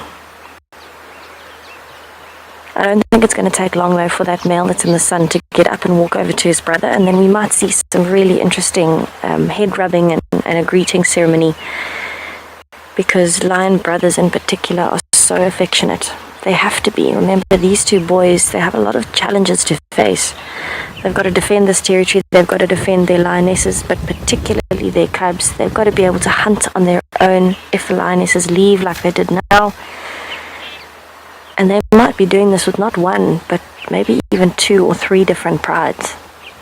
Their territory is going to be much bigger than the lionesses' territories. And so that bond that brothers share is incredibly important. For lions to, well, male lions in particular, to reach 2 years old, only about 25% actually do.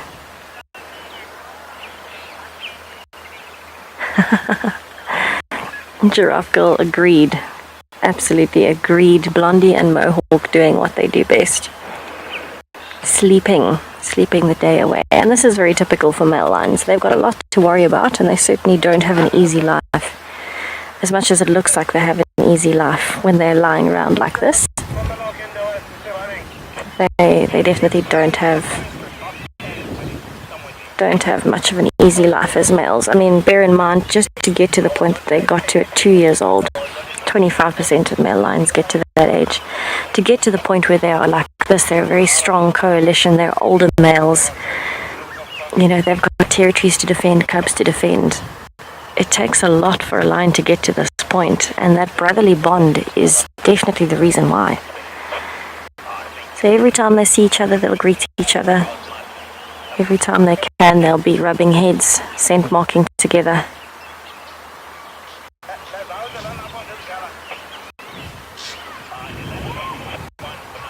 Quite an important bond that brothers share.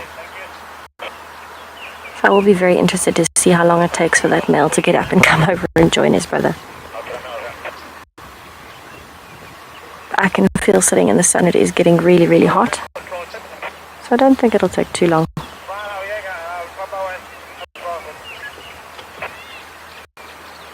Okay, what I'm going to do is possibly try and find a little bit of shade where we can view both of them a little bit better, because this one closest to us is in very long grass. And hopefully they might get up and move just now.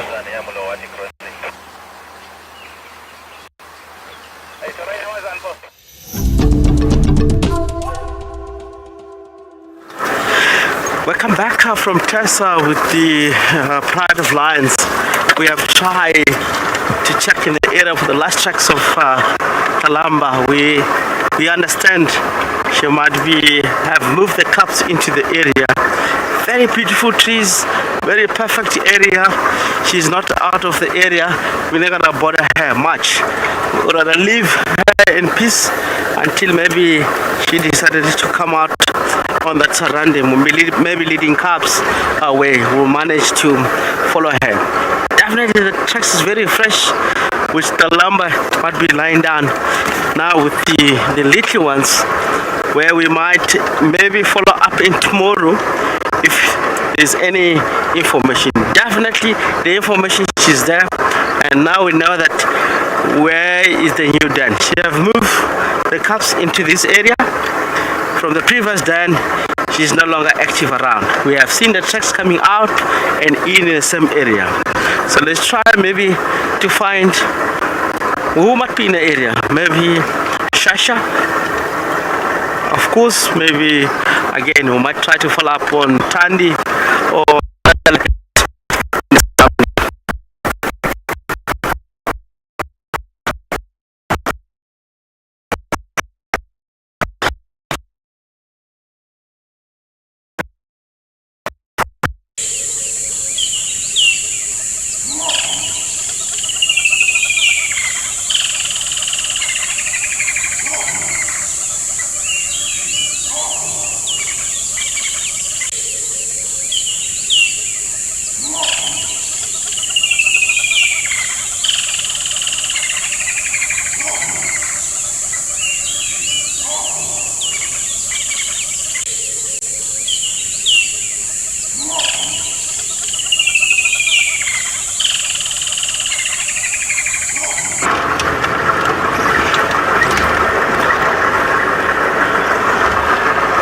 back again. Here we on the search of Kalamba. We just leave the area. Look like Kalamba, she might be in a new den, but really we would like to apologize the technical problem that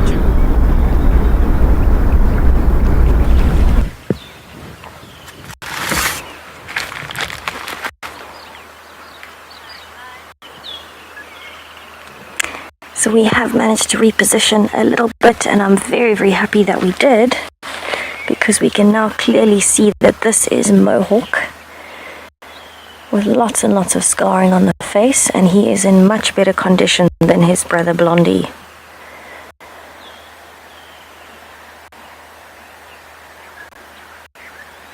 Definitely seems like he is overheating a little bit. You can see he is panting quite a lot and looking and listening in the direction that the lionesses moved off in. Yawn coming. Oh, look at those teeth.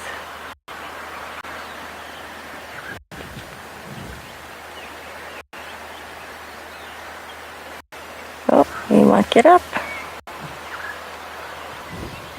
Wow, look at the size of him. So he's actually in very good condition considering he is so old with so many scars on his face. He doesn't have many scars on his body. I think he might be moving to a bigger patch of shade. This patch is starting to get a bit sunny.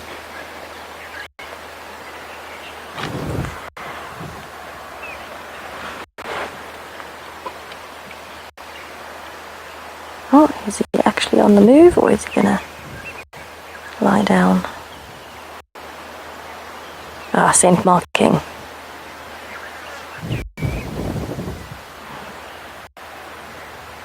Alright, so he is on the move. Let me see if I can keep up with him. So it seems like Blondie is still very, very happy to stay kind of lying down in front of us here, and I think that's because he is feeling a little bit possibly fragile. You can imagine for a male lion.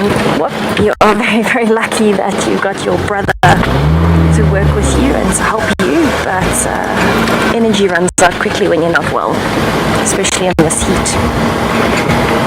So it can be quite a challenge for the males, especially now if you've got a bit of an imbalance. You know, the one is a lot stronger than the other one, and so what ends up happening is he has to take the brunt of everything they have to keep doing, marking the territory, moving, advertising, all of those things. He has to take the brunt of it. So I just want to try and move a little bit around here so we can see him walking past us towards the shade. He is in excellent condition. Obviously that growth on his elbow is getting a little bit bigger, but that's okay. It's not something that is affecting his movement. You can see how muscular his shoulders and his front legs are. Nose to the ground, he is sniffing. I wonder if he's smelling exactly where the lionesses went.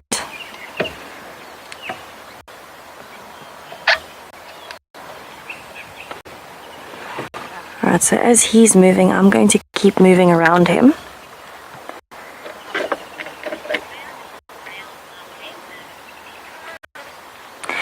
See, so where we are at the moment is on Chitwa. We are very, very close to Chitwa Dam, just south of the dam. And this is part of their territory, so they move around Chitwa. I think they are occasionally seen in Torchwood, and they've been pushing into Djuma as well. They've been pushing north into Djuma with the Nkuhumas, and it's quite an interesting situation because we know that, you know, with the SA male coming in from the north and these males coming up from the south, Dark Man has been in the middle and now he's started pushing west, so we haven't seen him in quite a while. So it will be very interesting to see what happens with the different lion dynamics as we are going at the moment.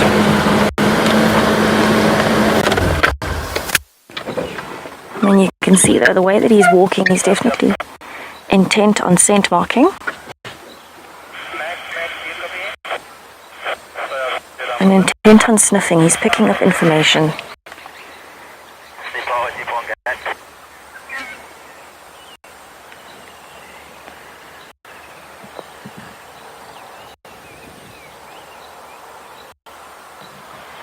And so I'm just quickly checking behind us while we are watching him walk away to see if the other lion is following, but I actually don't see any movement from him. If this line keeps going, he's going to head straight for the same drainage line where the lionesses and the cubs stopped off. And I'm sure that is exactly his intention. You can imagine it's nice and cool in the drainage line. There's lots of nice breeze that's actually being channeled through the V of the drainage line. And so it's a really, really good place for him to be relaxing. I'm still looking back every now and then just to check if the other male is coming, but I think he is still very asleep. Oh, he might drink. We're approaching a pan, everybody. The excitement just got very real.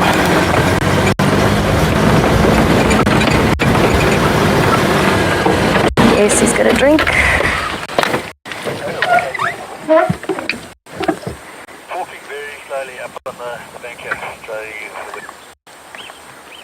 Wow.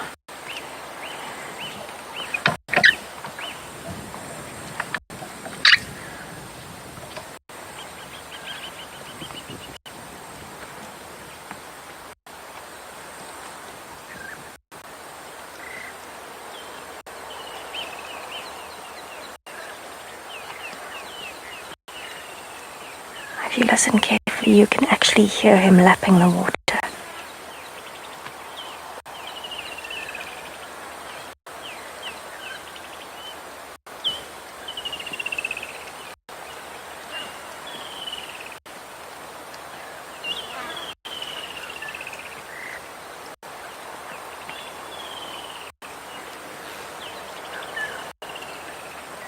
Now this water is very, very important for him with a belly of that size.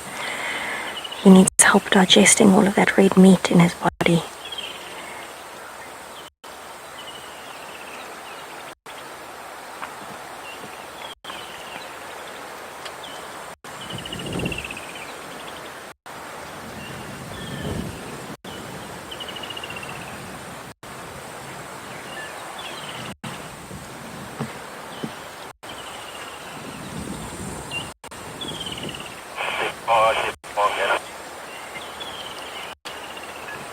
Denver, he really is a magnificent specimen. He is so muscular. His coat is in perfect condition other than a few scars. And his mane is glorious, blowing in the breeze. We are very, very lucky to see a male lion moving at this time of the day, and especially drinking. Unreal.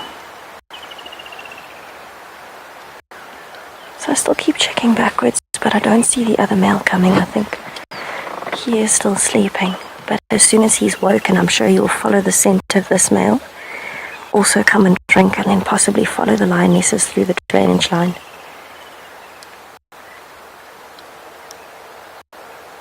Wow. Oh, maybe he's going back to his brother? No, definitely coming towards the drainage line. Look at the size of his paws while he's walking.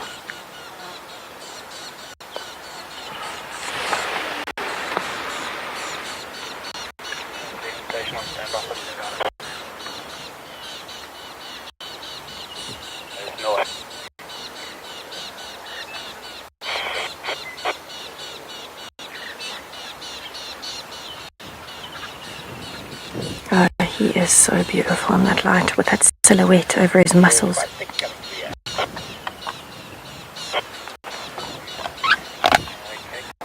Okay, so I'm going to move a little bit. Oh, you might scent mark there. No. I do want to move just a little bit and then try and get to the road. And I do keep looking back still for the other male, but it looks like, oh, there's a bump coming. It looks like the other male is definitely not followed for now.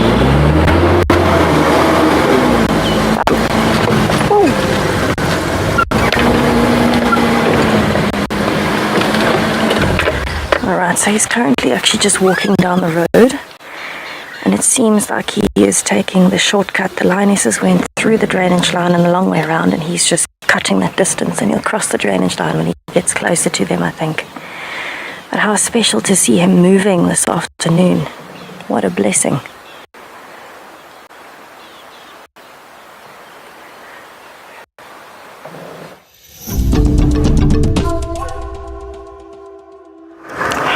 Welcome back from Tessa with the Kohuma line live at Chido Dam. We'll be driving in the area and observe quite a lot of the bush, and we'll be slightly silent at the moment, heading towards the general direction of Tandi for the morning. We'll enjoy the bush from both sides of the road.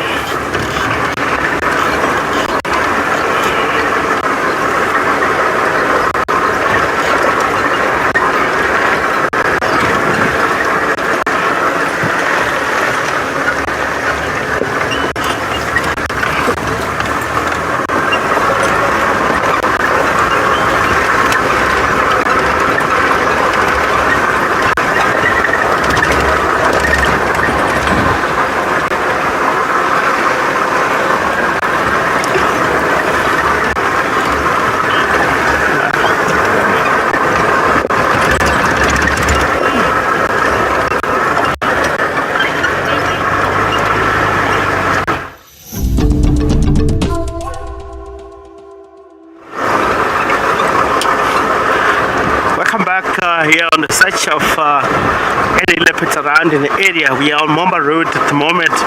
We'll take Mamba Road loop, heading towards one of the pan that's really created by elephants. Always we visit that point, we might find elephant, we might find leopard on that particular area. As you can see, some of the roads here, there's quite a lot of unfortunately take off. That's the woodland kingfisher.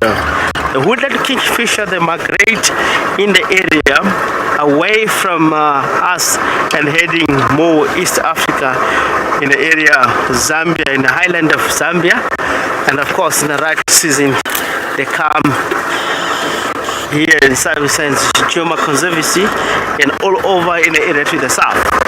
We normally experience this woodland kingfisher over many years of the record. They start to arrive here 18 December, just after the rainfall or heading towards somewhere March, April. They might, even before that, some of them, they're heading back. The intermigration species, which they go Zamba, which is going Africa from one country to another. Of course, they follow all the rains and all the insects. It's one of the species, of course, over many years, they used to fish and switch into insect around in a record.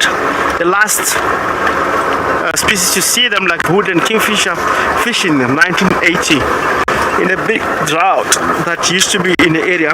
Then they adapt from there, hunting more insects.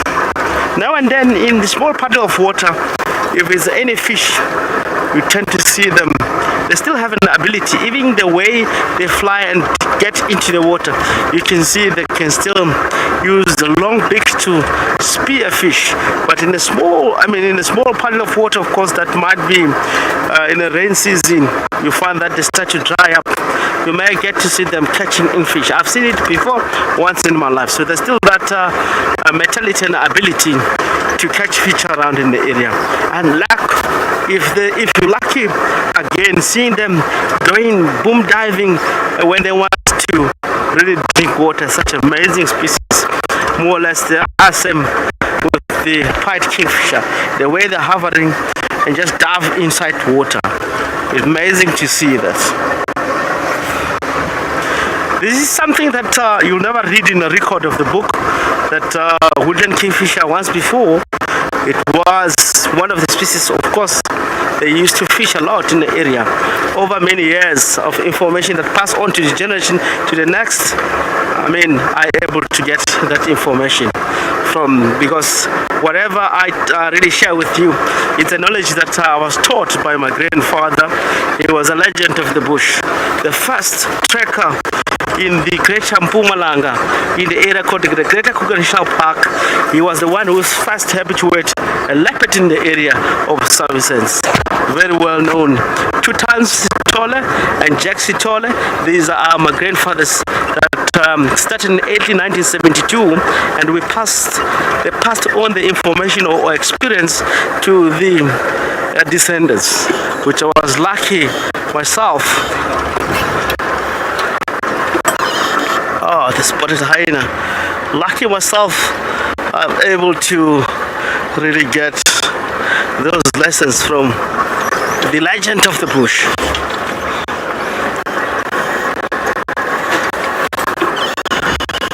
Let's position ourselves. There's a hyena here, very well blended, because the color of the hyena is almost the color of the shadow into the thick bushes. And hyena, as I said, this is one of the pen that most of the time it might be something here. It's right in the middle of the Lidwood Road and Mamba Road. And furthermore to the east, you're going towards Cheetah Dam. There's no other pen around here, unless if an elephant created another mud wallows in between, because elephant in the very rain season, wherever they walk, if they find like there's quite a lot of water, they start to wallow on that particular area, creating a natural pen. It's actually all the pen that you get to see, or mud wallows that you get to see here, they're created by elephant, knowing that when they come, is the area where they can really scoop mud and able to cool down the body system. And also by so doing, they are excavating the small pans that will have more water in general in the rain season, where if they walk from one part to another, they'll be able to access water. You remember the water dependent species of that water, they cannot be happy in the area. Hyena is also benefiting from the dam that really created by elephant in the area, because it's too hot. Hyena finding itself inside the water to cool down the body system.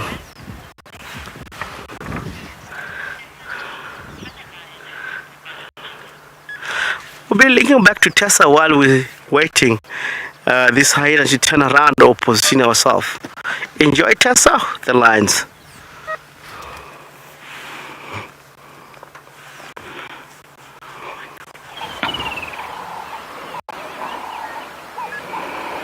Okay, so I lost the other male line crossing through the drainage line, through that we couldn't follow, and now the injured brother is following, and now we can see he's definitely in worse condition. He's limping heavily on the left front paw, and he definitely has not eaten enough either. He's not looking incredibly thin, but he definitely hasn't eaten as much as his brother. And now it makes sense as to why he is struggling to keep up with the pride, and especially with his brother. He's got quite a heavy mat hanging from his beard there, from his mane. But you can see all of the bones running down the back. You can see all of those vertebrae in his spine and his hip bones quite clearly. So you can see it is starting to affect him. And so I'm sure that he is feeling quite weak compared to his brother at the moment. He'll run out of energy a lot faster, which is why he keeps braking. He wants to make sure he takes the quickest route, the most direct route to catch up with them, instead of following on exactly the path that they walked. Alright, I'm going to move.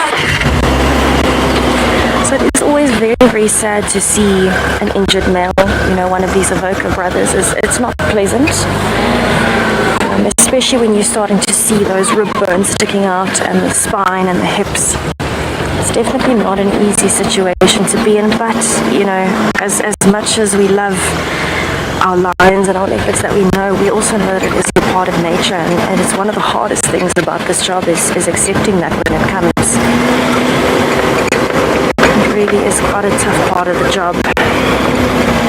I think he'll probably also go and drink, because water is going to help give him a little bit of strength. It's going to quench his thirst and give him a bit more energy to move. So I'll show him to stop. So I'm going to view him here for a minute or two, and then I'll go around to the little pan where his brother was drinking, and we can have a look from there. But this light in particular, you can really see those ribs sticking out when he's walking. Oh, he's actually turning straight towards the drainage. He's sniffing the ground just like his brother did. He's trying to determine where they have gone.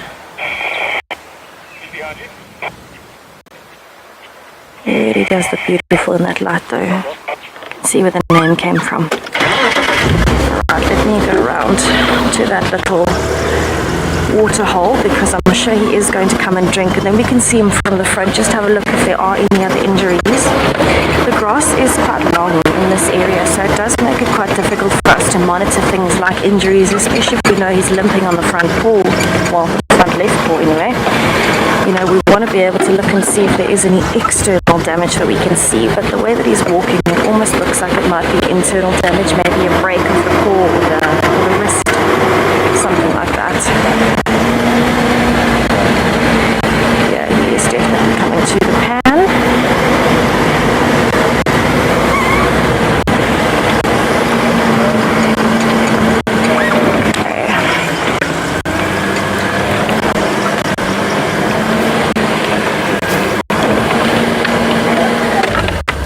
Okay, there we go. So he is standing in the shade at the moment. He's about to hit a little bit of sun.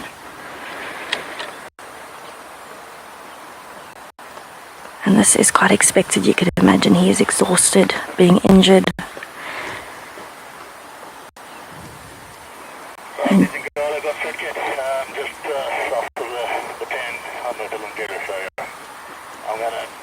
also see he does not want to put weight on that paw. So have a look how he's distributed his weight compared to the first male that came through. Weight evenly on both paws and leaning forwards, not lying down. You can see this male is sore because he's lying down. He's got one paw bent with all of the weight on it. That's one closest to us. But have a look at the other paw. It's out in the sun on the left of him, on the right of us. He doesn't want to put any weight on it at all. So he's got it out to the side at an angle so that it's just resting. There's no weight of his body on that paw. So that makes me think it's definitely an internal injury of sorts.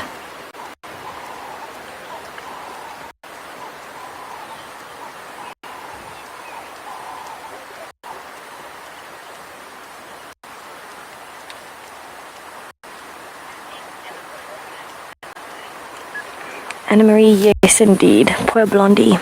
Limping, a bit thin, not looking in the best condition. But that being said, you know, he's still got a lot of muscle mass on the front of his body, so his shoulders are still quite big. His chest is still alright. But he's definitely moving quite slowly. And it's never easy to see something like this, but lions are incredibly resilient. We know it with the young Birmingham male at Ngala. We know it with Dark Mane. You know, Dark Mane had a severe break of his paw, and he's still around. So it just takes a bit of time. It takes a bit of healing, a bit of being slower and having to tolerate being the last one of the pride all the time instead of the first. Unfortunately, what it does mean is it puts a lot more pressure on Mohawk to keep the boundaries up, to keep the pride protected, because Blondie is a little bit slow to do that at the moment.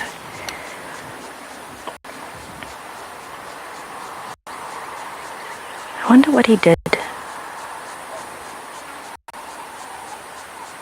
Yeah, you can see he's not so happy to put any weight at all on that front paw. He's got to think about it before he puts that paw down. Oh, he is gorgeous though. You can actually hear him complaining a little bit. He is making some noises as he's putting weight on that paw each time. Give me 1 second. I think I haven't heard anything more about it, but I heard get on short guy there. So they haven't moved at all? Not that I know of. They didn't move really before I did that. One Madodangala crossed west over the drainage. The other is moving that direction now. We're losing visual fairly quickly though.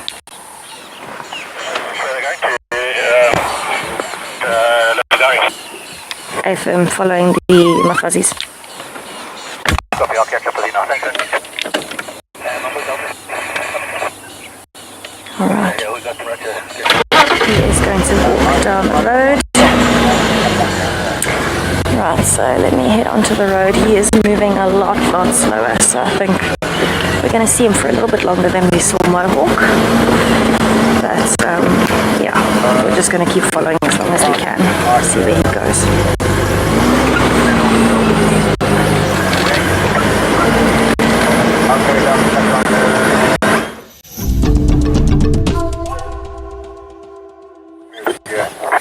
Okay, so what we want to do is just give him a little bit of space to keep walking down the road. You can see he keeps stopping to check for any signs of danger.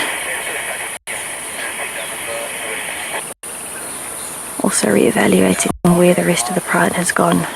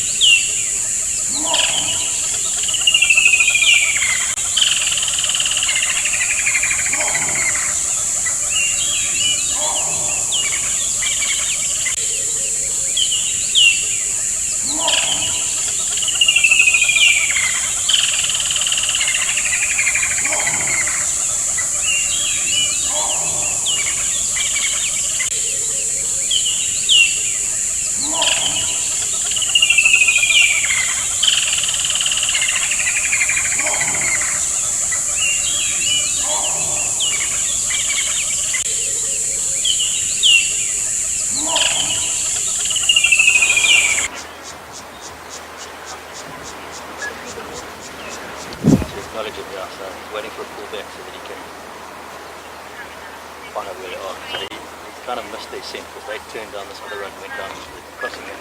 We are back, everybody. Apologies for the technical difficulties. So that's why he stopped. But we have found Blondie has decided to lie down, and he's actually contact calling. He's looking for Mohawk. And he's waiting for an acknowledgement back. He's waiting for Mohawk to give him a call back so he can better decide which way he needs to go to catch up with the rest of the pride. They're very soft contact calls. But he's calling every few minutes just to try and get them to call back. It sounds like Mohawk has caught up with the rest of the pride. I think they are somewhere on another property. They've actually crossed a boundary.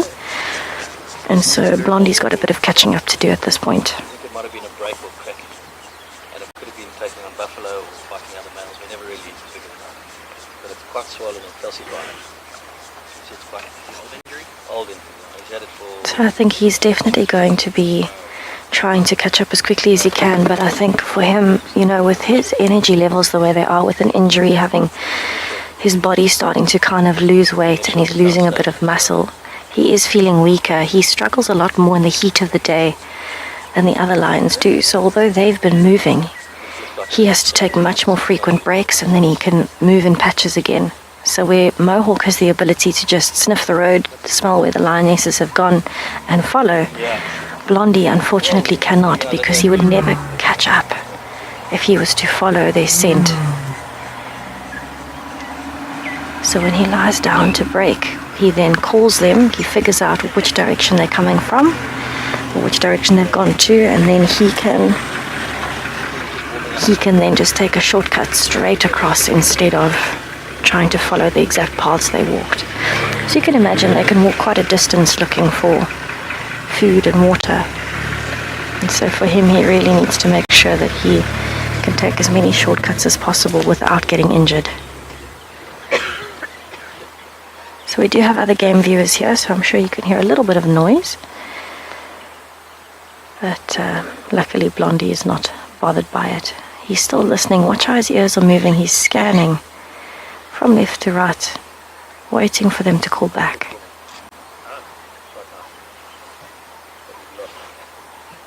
And while he's at it, he is grooming.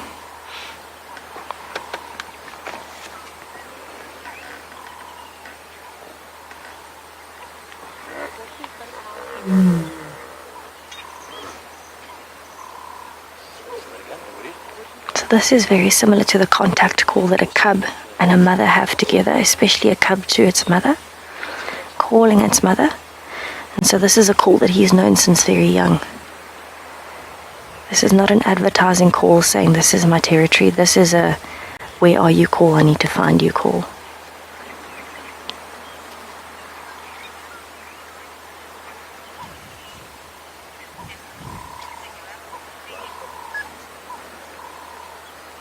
So he's definitely getting a little bit more agitated now, desperately trying to swing his head from left to right, listening and hoping that they're going to call back soon.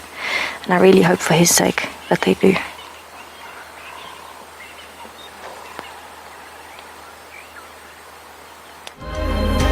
Join me after the Sunset Safari on the 22nd of December, where I'll be explaining all about our new conservation NFT project. You'll be able to ask questions, and I'll be able to set out the whole plan of what we're trying to do. This will be the opening of our pre-sale window. Don't miss it. It's only for registered users at wildearth.tv.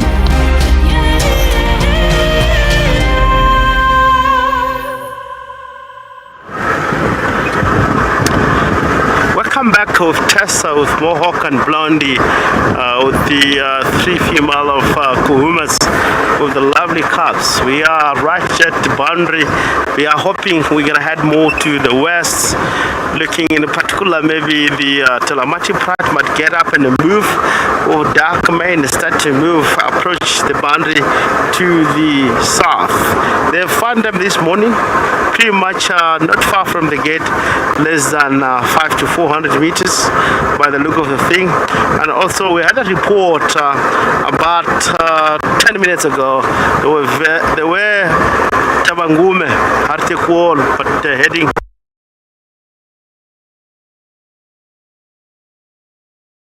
trekking, trying to find tabangume. We might head in the area.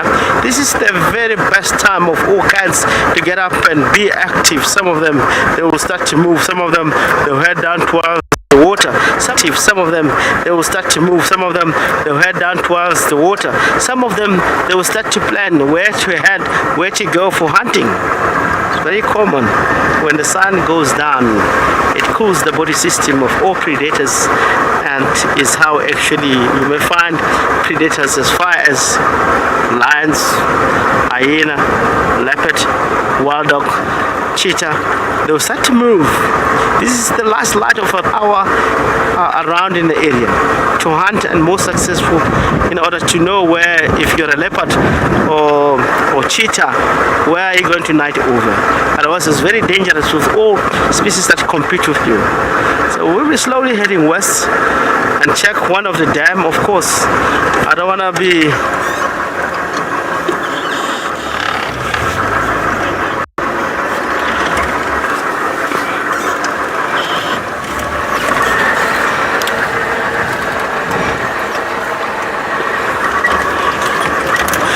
spotted tracks of look like a hyena was lying down, using a small kind of trap to really stay away from it. So it's really interesting how hyena also can lie close to the road in the course of a day.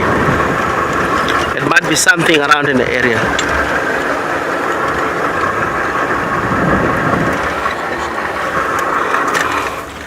It's such amazing how a leopard can use hyena can use the road to stationary.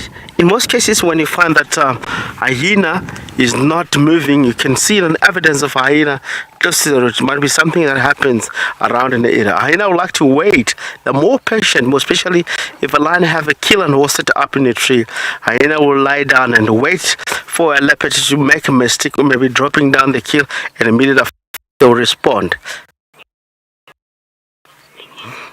You know that this is a very strong animal around here. They can fight back. While we're still heading more west in the surrounding, of course, slowly by shore, we might get around west at the right time for all leopard and lion being more active.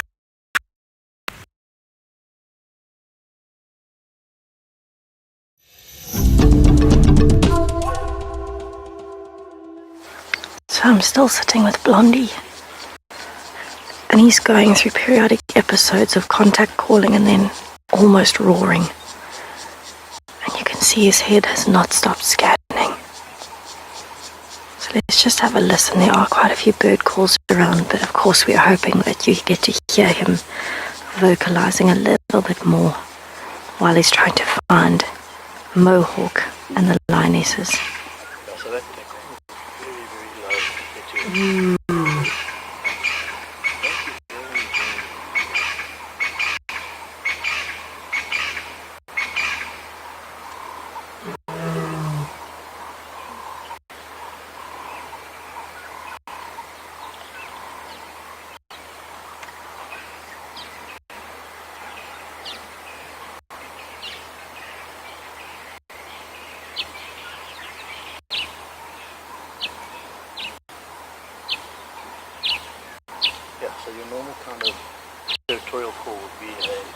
He's definitely looking in the right direction. The way that he's staring at the moment is the direction that they moved off in. And I'm not sure what he can hear that I can't hear, but probably a lot. But I'm not sure if they've called back. I have not heard them calling back at all. I don't think he's realized how much further they have moved. This is a very low volume call. It's close contact calling. That's getting louder. There we go.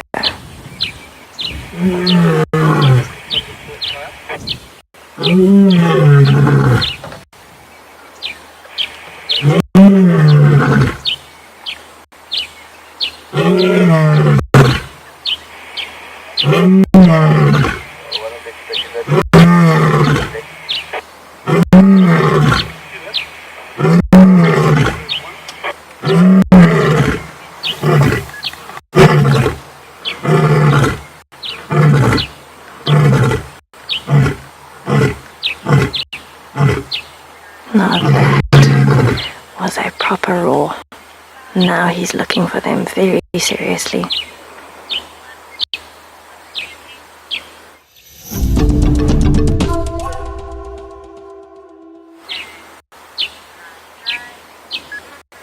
Alright, so we're definitely going in stages here with Blondie. We've just heard him roar magnificently. Now he's seriously realizing these contact calls are not working. They've moved further than he anticipated. And he is looking in the right direction. He absolutely is. And the wind is coming from that direction. So I'm sure he can smell them. Straight down. I'm sure that he can smell them. He's tried contact calling. He's tried roaring. And not a single one has called back. So he's decided it's time to rest a bit more. It is clouding over again, so it's gotten cooler. So it's the perfect time for him to catch a little bit of a nap and try and build up his strength to follow them. But I'm sure it won't be long before the other lions start calling again during the night tonight, and then he can hopefully catch up with them and find them. He looked very concerned for a very long time. He didn't stop scanning his head from left to right, listening, calling.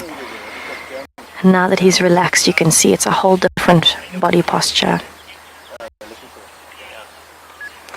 Okay, unfortunately not. It doesn't tend to work like that. So animals that will do that will be things like hyenas and wild dogs.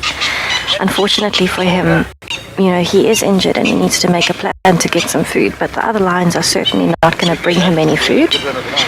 He will, however, be able to hear them feeding, and then what he'll do is he'll try and catch up to them as quickly as he can when he hears them feeding. And then he'll try and get some food that way. But you can see that he hasn't had as much food as his brother or as the lionesses. He's definitely skinnier because he takes longer to get to the carcasses. Lions face a lot more challenges than most of the other predators in that sense, If they are injured, the pride will wait for them. And they'll call them when they've, killed something, if they're close enough. But they can't bring food to him. The things that lions have to kill, unfortunately, are quite a lot bigger than other animals. So, to pull a buffalo to him is going to be a little bit much. It doesn't work that way. They finish everything as quickly as they can. Yeah, completely different lion to the one we had 5 minutes ago. He looks so relaxed.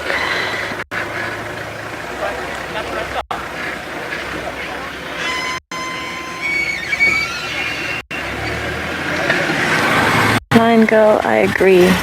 You'll definitely overcome anything that comes into his way. He is a very resilient lion, and all wildlife are much more resilient than we think.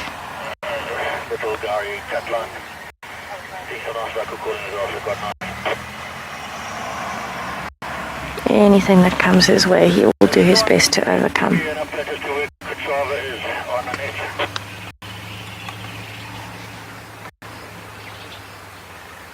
Yeah, I can't believe this is the same lion that was so concerned about their whereabouts 5 minutes ago.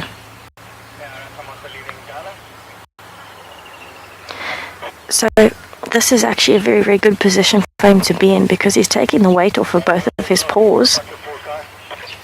But at the same time, the breeze has picked up a little and it's overcast.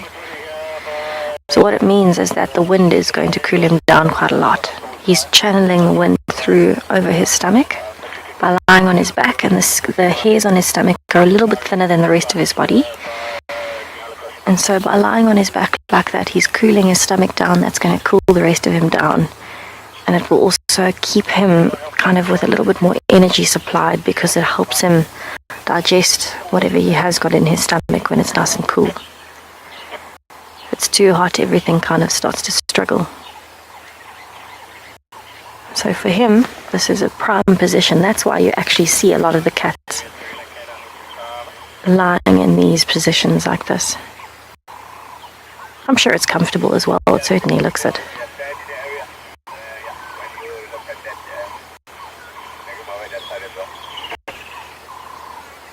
So it's this paw that's closest to us resting on his chest. That's the injured paw.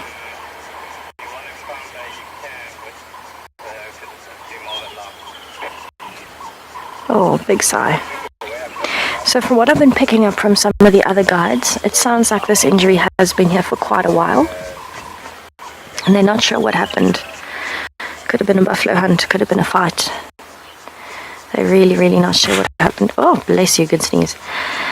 They're definitely not sure what happened to his paw, but it has apparently been injured for quite a while.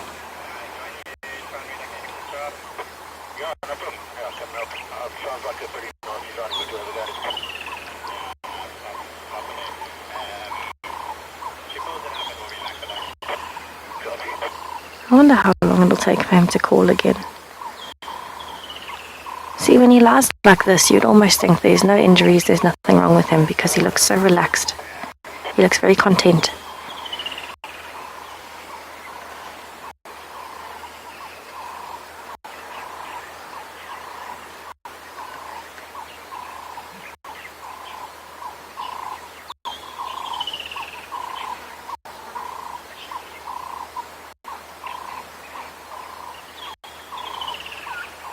You can hear we're starting to get to the point of the dusk chorus again.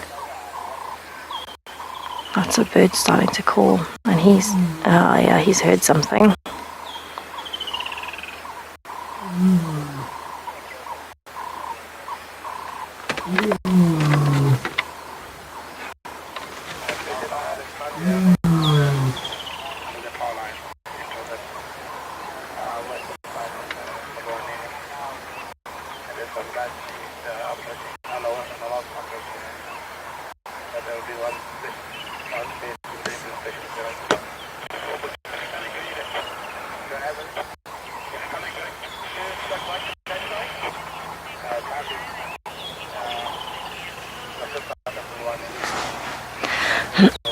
Lisa, actually, yes, his injury can affect his hierarchy when he's feeding on the kill. Not because he's not the lion he used to be, he's absolutely still the lion he used to be, and he's still very, very close with his brother. But it affects his hierarchy in the sense that he is not there early enough to execute his hierarchy. So it's a slight difference. It's not that he's changed in position. His brother is more dominant now. Because of the injury, his brother's carrying more of the weight. So he's scent marking, he's advertising the territory that it's taken, he is keeping up with the lionesses, he's protecting them, and also trying to protect Blondie, I'm sure. So his brother is the more dominant at the moment. But the hierarchy would still stand that Mohawk would feed first, Blondie would feed second. You probably find them trying to feed at the same time. And then the lionesses and cubs. If you get some very brave cubs, sometimes they try and sneak in with a male lion. But it does affect his hierarchy in the sense that by the time he gets there now, he has not been able to execute that hierarchy.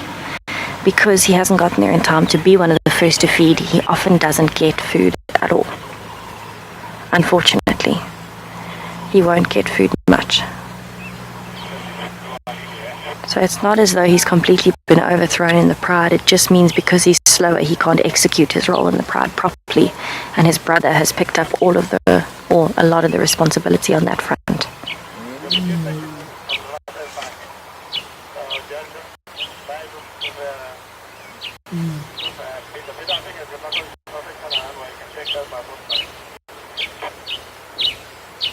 Now he's calling facing the opposite direction. It's very interesting. The rest of the pride disappeared on this side. There we go. Now he looks like he's getting it.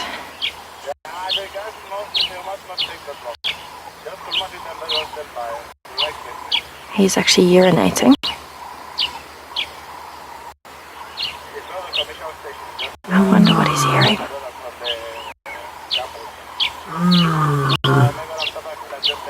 Watch how his ribcage moves when he calls like that.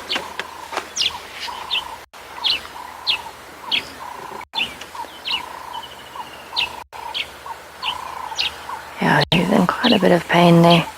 It will definitely, he gets more used to it as he's moving, but it's particularly painful when he's been sitting, when he has to reposition. It's going to be a lot more painful than when he's been walking on it for a while.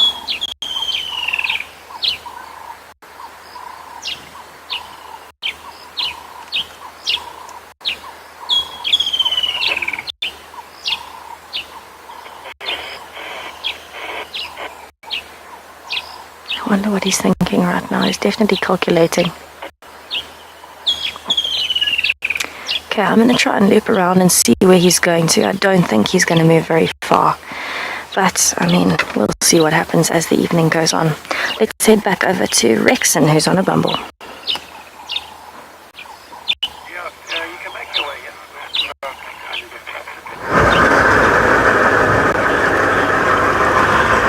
Welcome back from Tessa Live with Blondie. It's really interesting story that Tessa bringing a drill. Unfortunately, we are moving west, trying to find another brother of Blondie and Mohawk, a very lazy cat called Dark Mane. It's such amazing with this particular character. Dark Mane is one of the Talamati males that hangs around in our area. It's been a while, I haven't seen him. This is it really tells that Dark Mane is going to lose a lot. If he haven't been here after rain, scent marking the area that he normally hangs around, maybe he might get a new area to settle in that he cannot tell. But in nature of a dominant male, it might be lion, it might be cheetah, because also cheetah can be a home-based species and dominant in certain areas to scent mark, which where the females, they become home-based species. They have to come into area after rain, vocalize, scent marking. Dark Mane look like he's not well wherever he might be. It could be something that hold him. If it's not a big kill, of course, it might be his healthiness. He might not well because it's in the nature. Even if the female make a kill, you will still feed, and after a few days, they might left and move around town to St. Mark. But it looked like they might be relying on the rest of the pride for defending him from the nomadic male that might be taking place in that particular area. He's always running with a sub-adult away from the S8 male. I haven't seen S8 male though. He might be deeply into the north. Again, with the weather or also with the season, you tend to see lions because it's too thick. They tend to be lazy. What might be cause all of this? Lions not to move quite a lot. Lions have learned to stay in one point, wait for a species, more especially around waterhole. Some of the waterhole around an area, they are more productive. They have more impala, they have more buffalo to come, they have more etc. etc. antelope that might come to that specific area. You find that pride learn to ambush and become more lazy, not to move in an area where possible they might able to move a lot and scent mark and cover the area of their territory. We are driving over such a wonderful sunset, I mean, to the west. As you can see while we're driving, it's such a beautiful colors. The contrast and the weather is such amazing.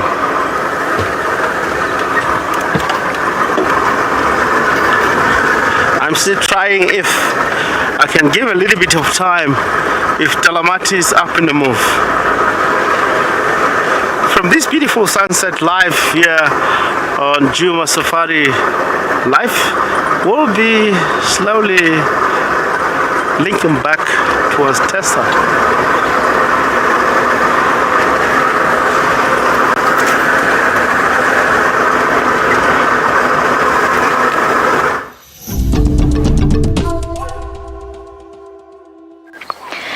So it seems like Blondie has moved off towards the drainage line and over, hopefully towards the direction of the Pride. So we're actually just taking in a little bit of the sunset at the moment, looking over the drainage line where he has disappeared. You can still hear the squirrels' alarm calling in the background. And we're just appreciating a bit of the view, knowing that there is a whole pride of lions on the other side close to that sunset somewhere.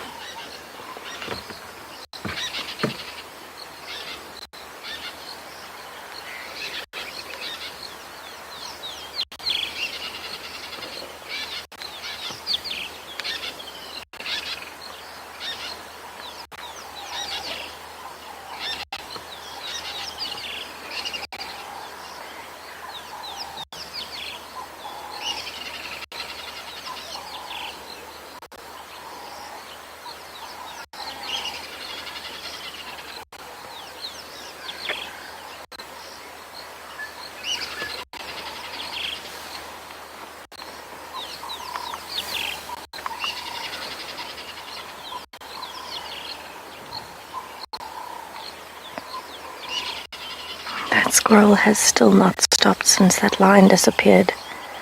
It's been a good few minutes.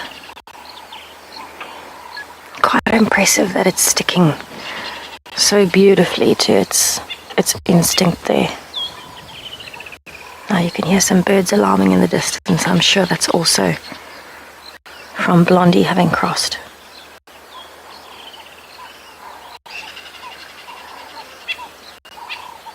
There you can hear them again. It's amazing how you can use small things like the squirrels alarming and the birds alarming to follow where an animal is moving and where it's come from. One of those very special things about being out here, the different skills you learn to use. Excuse me, I'm so sorry. But what a beautiful sunset to be watching, thinking about where Blondie is going now. Lovely, lovely evening.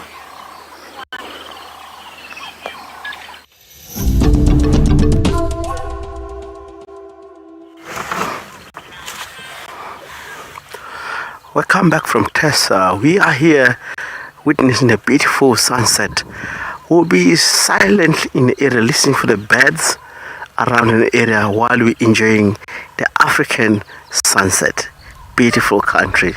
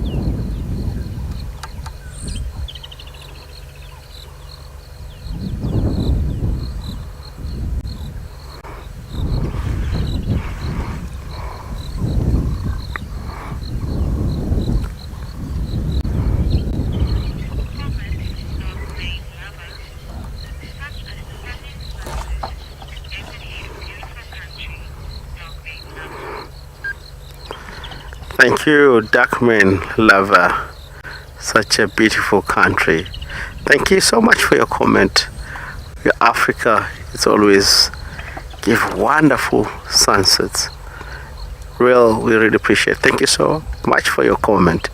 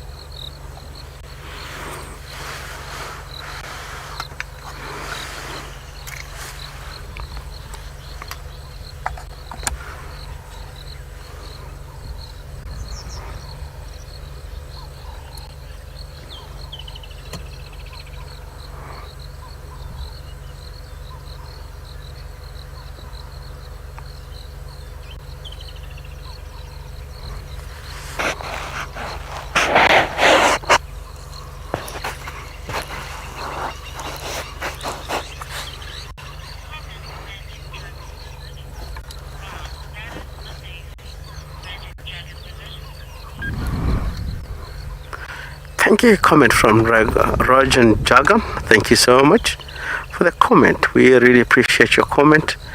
It's really, really beautiful sunset. I'll let Desert to play around with the camera and showing all the angle of the sunset around there. Here in Juma Safari Live, we are live. Look at that. Beautiful, beautiful silhouetted partial starlings. They're also enjoying sunset in right here where we are and looking straight direct north, which is really one of the species are common, giving high-pitched sounds around in the area, especially around waterholes.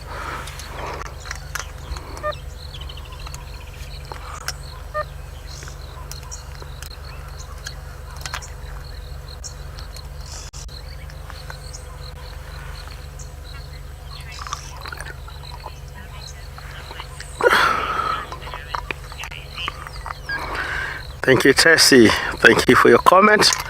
Lovely. We really appreciate for a comment. We are really enjoying also from where we are. Such a beautiful, beautiful sunset.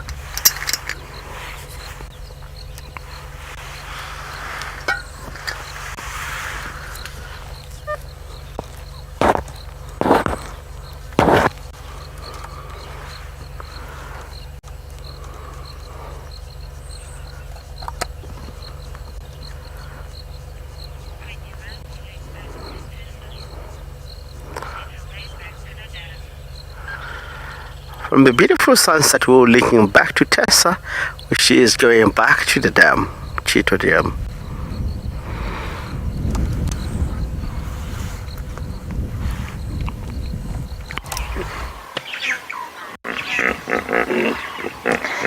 So I'm sure from the noises you can tell where I am. I'm back at Chetwood Dam, and I seem to be having very good luck finding monitor lizards in the last few days. This is a smallish water monitor, which again you can see from the water directly behind it.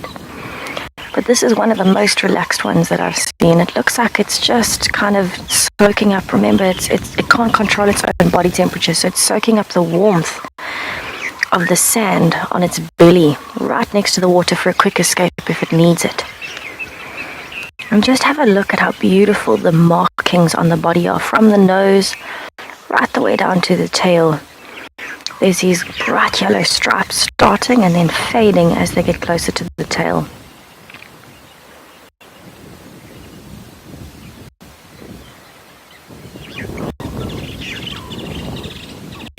It's an incredibly relaxed monitor lizard, quite normal for it to be lying with its legs backwards against the body so it can relax.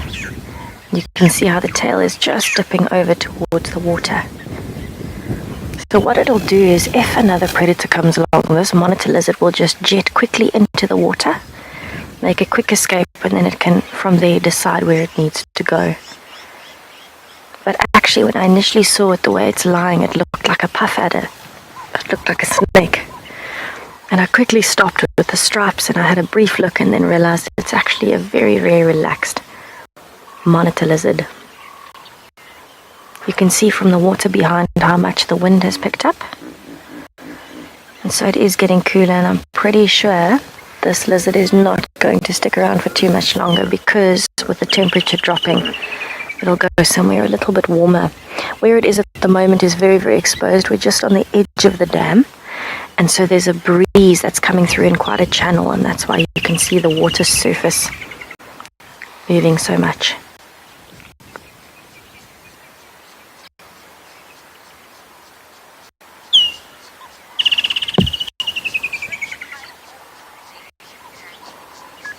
Tammy, actually yes, monitor lizards can be quite vicious.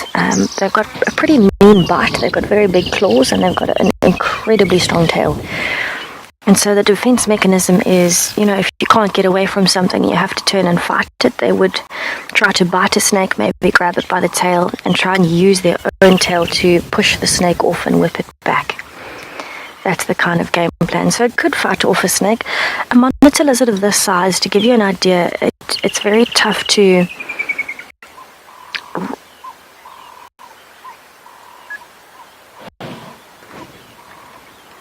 it takes a while to relay the size. So when you look at something like this,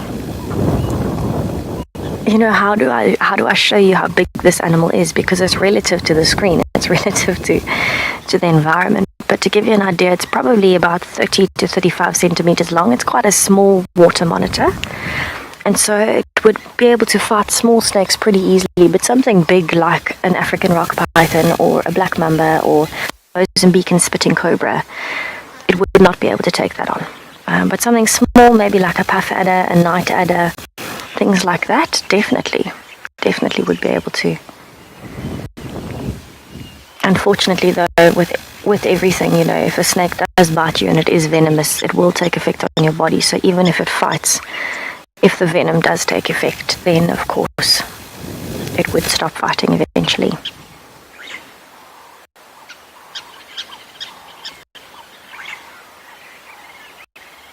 It's so still.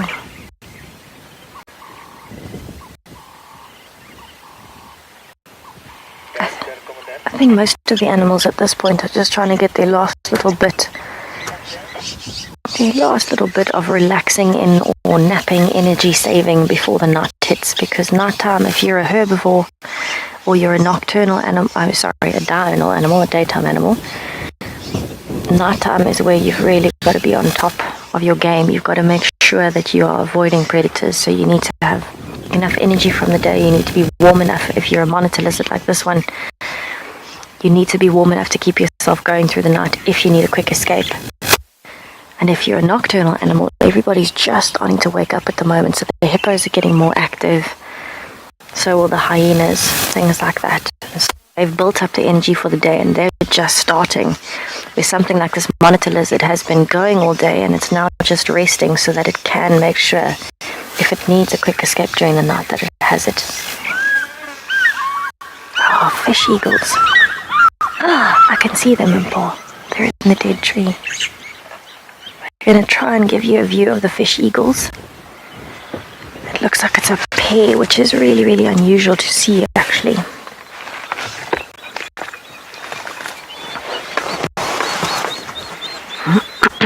They've just landed there right on the edge of that big dead tree next to the dam.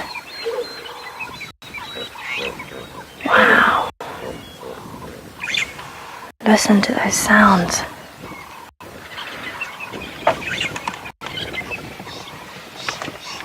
So it is the first very clear view that I've had of an African fish eagle since I have been back. I've heard them, I've seen glimpses of them, but it's the first time I've seen it perched.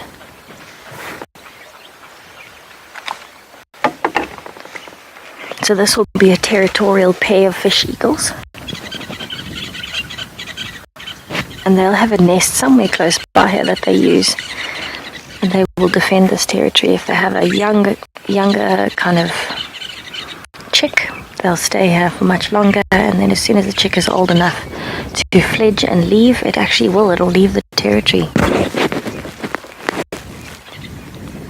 These two are probably also just trying to find somewhere to perch and roost for the night, because it is getting dark, so they won't be able to do much hunting during the night.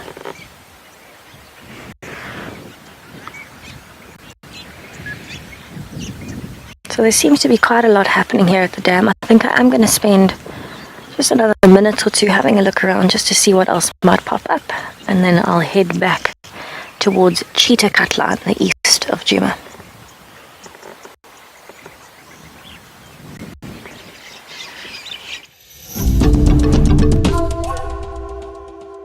Come back from Tessa Live. Cheetah Dam wall look like this afternoon today. It's really a lot more happening on that area. We'll shortcut Galaga, slowly heading to the north, hoping maybe this is the perfect direction where Talamati or Tawangume might come out. Stay with us and I'll search and see what might be going to locate soon we reach the Bafasuk side.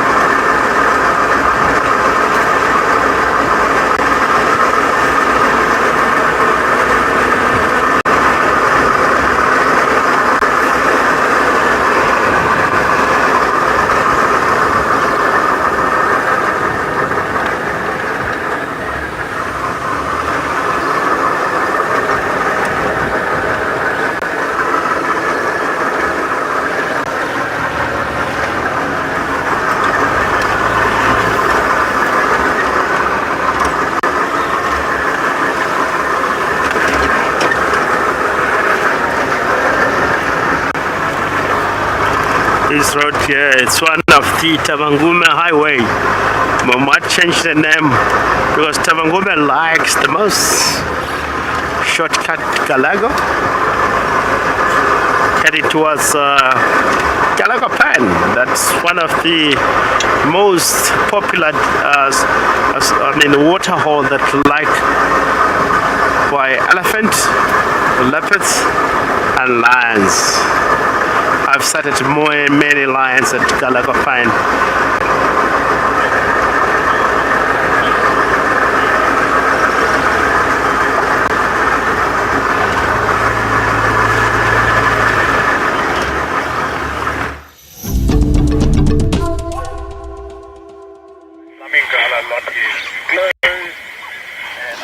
So I'm still sitting watching the African fish eagle pair. I think they might actually spend the night in that tree or the leafy one to the front left of it.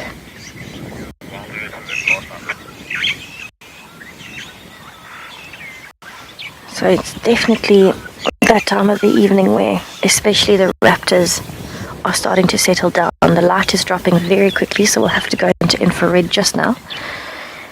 And it's a bit too late to be hunting, because bear in mind, I mean, this pair of fish eagles, they've got everything they need here. They can not only help themselves from the dam in terms of fish, anything up to about 2 kilograms, which is quite a big fish, but also coming back towards, you know, things like the water monitor that we just saw. That water lizard is definitely a fairly easy prey source for an African fish eagle. So this is the perfect territory to be in, definitely something that they will stick to as much as they can, and they'll be fiercely territorial over it.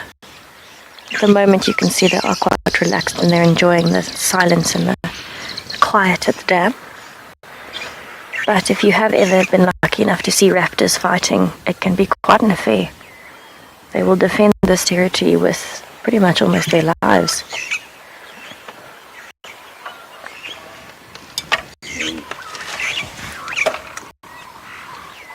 So let's just listen to the sounds for a little bit and see. Red axle, yes, their calls are brilliant. It's quite an unusual call for all of the birds out here, so it's always a refreshing sound to hear a fish eagle calling. But there do seem to be quite a lot of other birds giving us a bit of a dusk chorus at the moment, so let's take that in just a little bit. Because of all the water sounds at the dam, I think we're in the perfect position to just soak it in.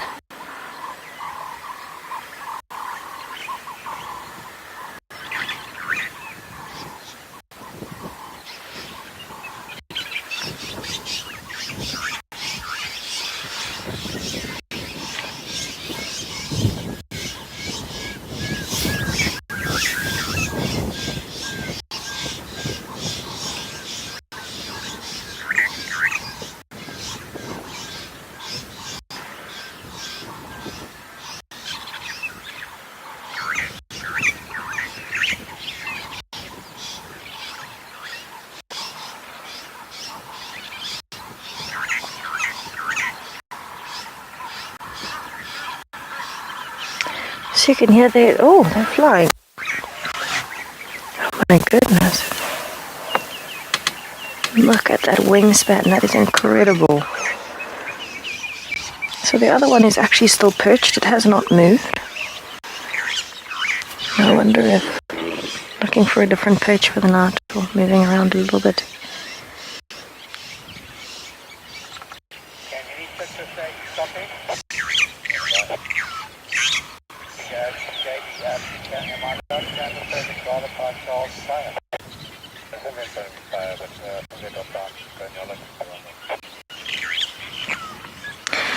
Seanak, yes, actually African fish eagles will have some natural enemies.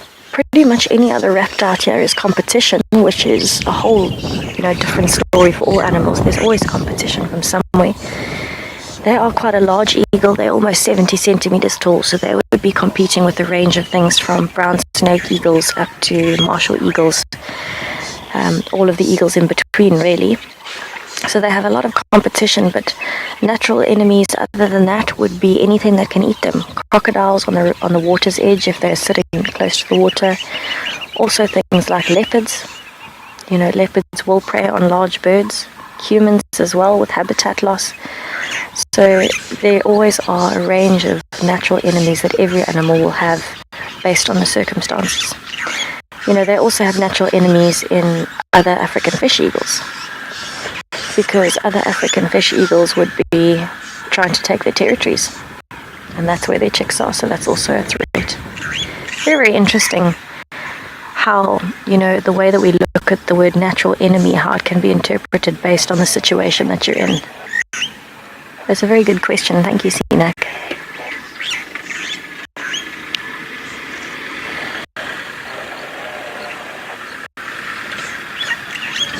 So we may have to move just a little bit.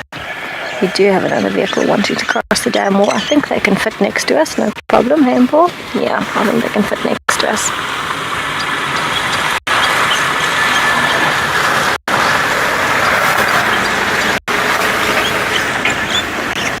Alright, so what I'm going to do, I'm going to head on from the dam, and while we have a look at what's happening with our town hall tonight, straight after Sunset Safari.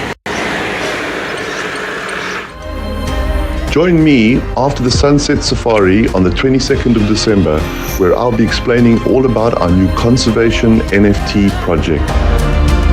You'll be able to ask questions, and I'll be able to set out the whole plan of what we're trying to do. This will be the opening of our pre-sale window. Don't miss it. It's only for registered users at WildEarth.tv.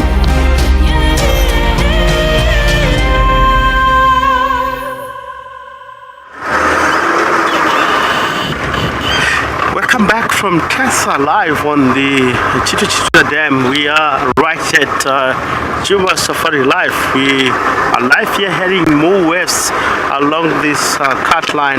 Yet we haven't achieved any tracks of the Lamati Pride coming to the Conservancy. There might be still furthermore into the northern side of the property. But we are heading, as we are promised, we're heading towards the Befesuk sign, and we're just arriving here. About 50 meters is where normally is Pride or Tavangume might cross in the area. A lovely, beautiful sunset today. The sky is such a pretty looking, and we hope maybe here in this area we might get to see something. This is the area again. We will get to see Kara. Movements of Kara is more quite dominant in this surrounding. Befesuksan east up to the west. We're going to avoid some of the area due to our signal dropping. We'll make sure we'll check Orbs Road furthermore towards Sandy Patch. Maybe we'll be trying to contact the Game Drive channel for an update if they have located Delamati. But we cross finger. We know that Delamati might start to move. By tomorrow, they might be in front of Viatela Dam. Quarantine is the area that I like the most hunting there. It's very open and they can see clearly, and quite a lot at the moment. We have seen most general game coming on that surrounding. Yesterday we have seen some kudu movement. Also this morning we were there. This afternoon we have seen some kudu movement and more impala in the surrounding. And by sure, during the course of a day, we have seen more wildebeest moving in the area. We know quite a lot. During summer, wildebeest will move into the north, in the area of Manyeleti up to Kruger National Park, because of the area is more open. We're in an area where it's very thick. In most cases, wildebeest, they don't prefer a very thick habitat. As I'm checking here, I can see, if I'm not mistaken, it's looking promising here. Give me a sec, I want to read the article of the bush here. What is telling me, it have printed in Shangaan, but I can read that for you in English. There's quite a lot of hyena activity that have moved here. Furthermore, same direction where we're going. It might be following a cat. Look like yeah, at night. Not fairly early this morning. Some of them move at night, and they might be settling in the area. There's quite a lot of. There used to be a den here, a previous den for hyena.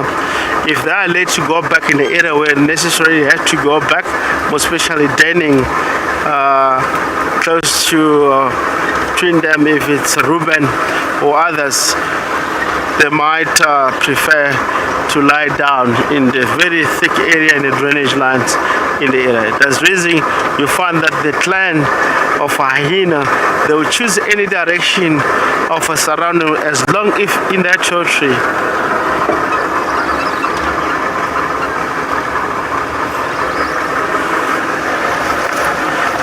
as long if it's in that territory where the female predominantly are in charge, they can lie down anywhere. And in the course of late afternoon, they'll all get up and start to move, and they're able to communicate with one another, most especially when it's get dark, and just let them present of individual according to the direction where they might be. And that network, they will try to work and hunt and scavenge at the same time. So you find that hyena, if there's any sick animal, any injured animal that have injury, they will go for that particular individual. It doesn't matter whether it's a buffalo, it's a elephant. If it's sick, the hyena will try to bring it down easily.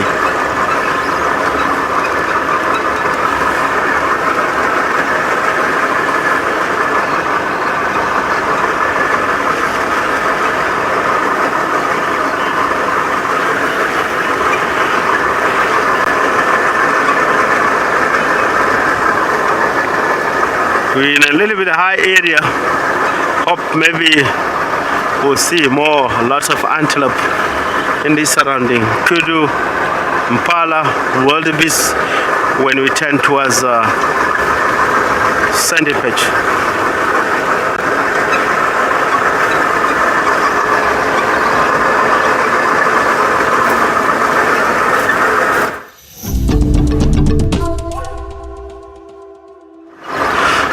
Welcome back.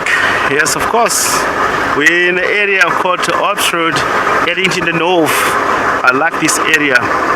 Let me share a little bit of the history of the surrounding. This is the area where Tandy was born and her sister. Not far from Vietela axis. I remember, we were out in the morning. Aubrey the guide at Vietela was trekking Karula. All of us, we were looking for leopard definitely. And not so far from here, very close, is a huge termite marsh. If we may able to see you maybe tomorrow or get there, I might be able to show you. We're trekking the leopard, and the tracks of Karula take us to the termite mound.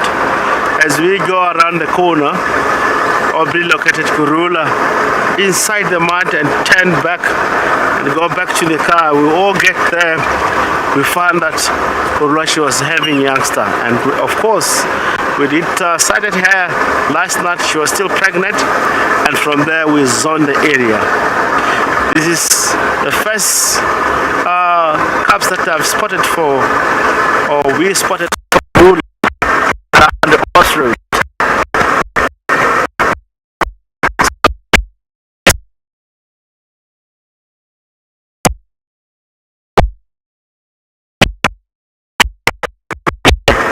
In the surrounding, Karula, Tandy, all two machines. So it's really, really important. You can see that we have followed the generation of leopard up to Talamba Maris today. All the leopards we know.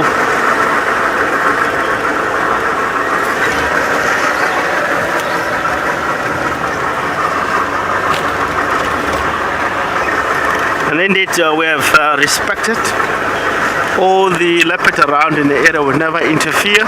That's raising all these leopards are so much calm and relaxed and well habituated because we respected nature.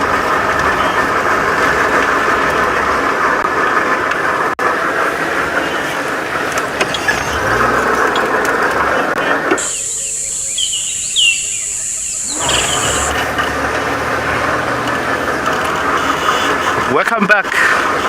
We really still virtual access joining to the west, where we might be hoping if I find a general game in the open of sandy patch, it means there will be no much activity of cats around the area. Let's really go there by sandy patch and see what might be really going to locate.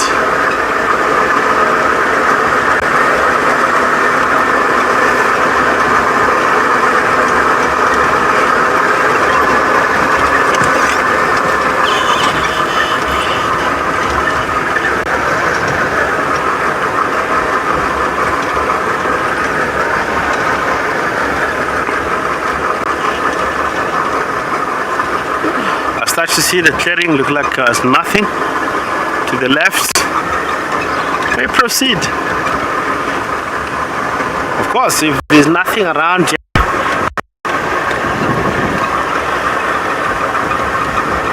it might mean there was something in the surrounding. We're going to link back to Tessa while trying to find out why there is no impala in the surrounding.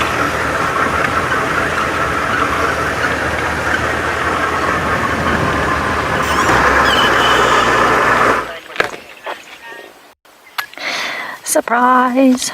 We have got the beautiful Thandi.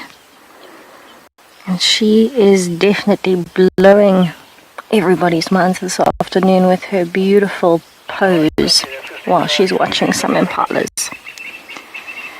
So we're actually still on Chitwa. So it seems like Thandi is definitely moving further south and east.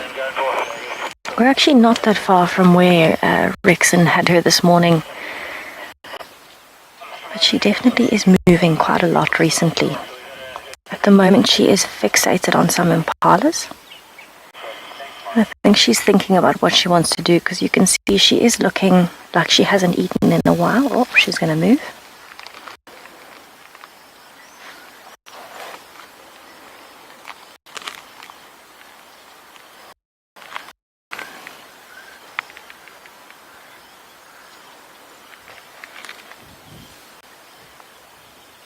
So she is definitely on the prowl for something. We haven't seen any tracks or signs of Maribs around the area, so at the moment we've just got the beautiful Thandi, and it's definitely one of my favorite things to do this time of the evening is appreciate a leopard that is interested in anything that is moving.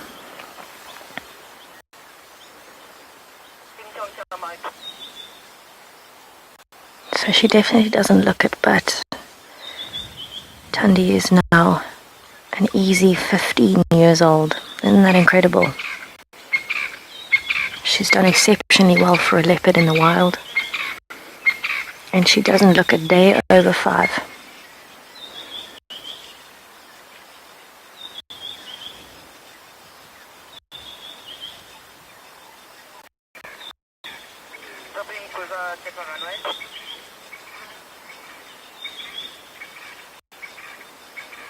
It amazes me that she has not moved at all.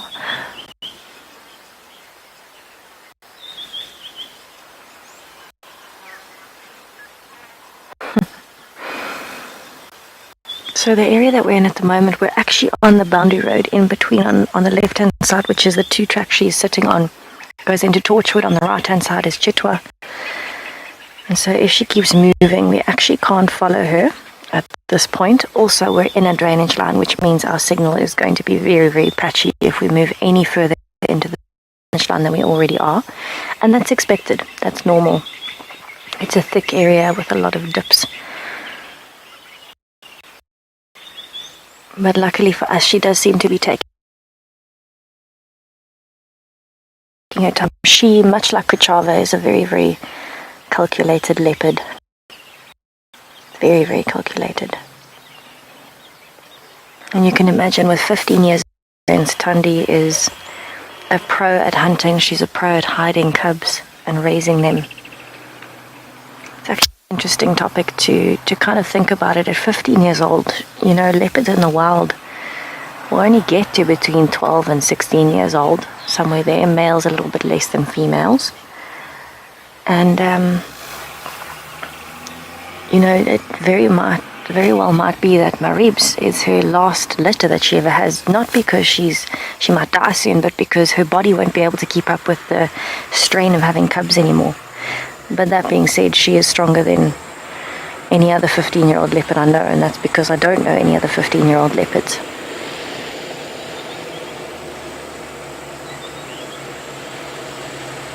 And she really is beautiful. She's an queen out here. And imagine how much patience it takes to sit absolutely dead still for so long, looking for a possible approach to these impalas. We can't see the impalas clearly from here. I can just see the occasional movement behind the bushes, but she can definitely see them. So we do have a game viewer that has joined us. If you do hear some strange noises, you know why.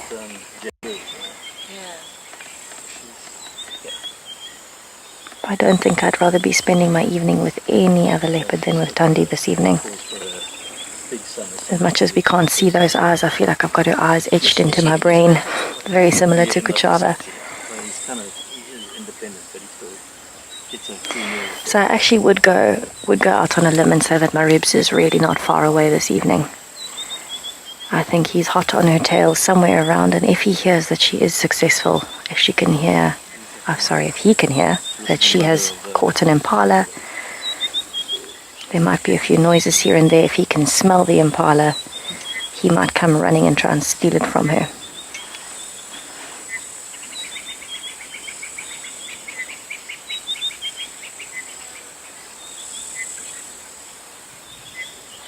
I think everybody could use patience like the patience of a leopard at this point. You can see even her tail has not moved, and the tail of a leopard is so important as an indicator.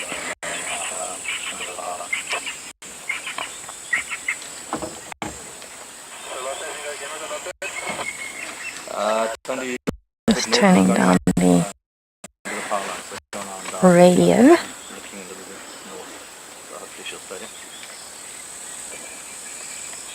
So you can actually see where Maribs gets his very good looks from. Absolutely beautiful. Alright, so while I watch her for a little bit longer, I'll see if I can try and get a look at her face. Let's send you back over to Rexon.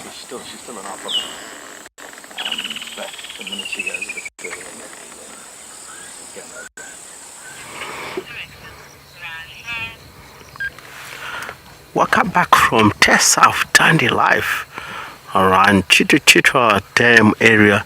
We are right here at the Sandy Beach North. Such a beautiful contrast on the cloud. And as we arrive here, we are attracted by the heavy sounds that Jennifer were making a little bit more to the west where we are. We are stationary at the moment, and we keep on listening what might be in the surrounding. Pretty much the guys have spotted the Tavangume in the morning moving westward. It might be Tavangume have crossed into the surrounding. After we will try to head on that direction and try to follow up. I can hear at the moment even lot more species of birds are calling here the red face francolin or swing song. They are really calling beautiful. So late afternoon song is very common for swing song. Singing that song a little bit in a high area, maybe climbing in a tree most especially like day tree, and do that rock, which is really one of the unique sound. If you're out in the bush in the area, you hear that. It really pleased me and reminds my childhood while I was a young boy warrior, moving in the bush late night or late evening and rushing to go in the safety position, because most cases once you hear this sound, it tells you you are late into the bush.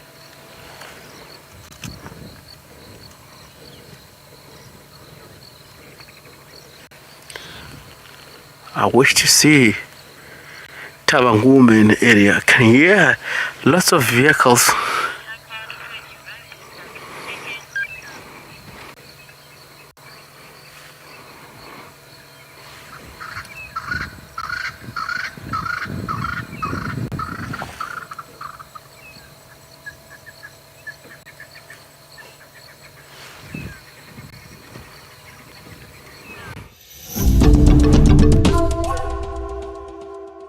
Welcome here back onto Juma Safari Live. We're just showing you beautiful contrast of a cloud. The last light of an hour is such amazing and beautiful. We'll be right here and try to listen around what might be in the area. Tawanguma was spotted around. Will be silent. Maybe he might vocalize. It's in the nature of a leopard. After, this time of the day, late afternoon, he'll announce the poetry.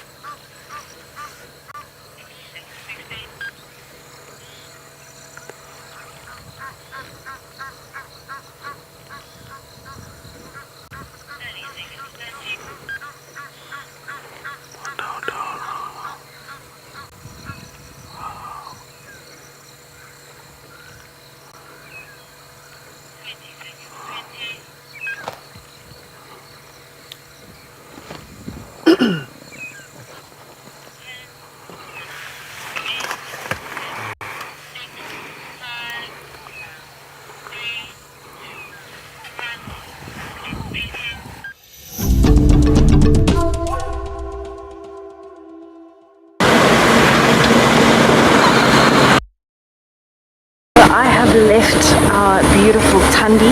She seems like she is moving quite quickly tonight. She got up so quickly and just disappeared into the drainage line after some impalas, so I'm sure she's going to have an eventful evening.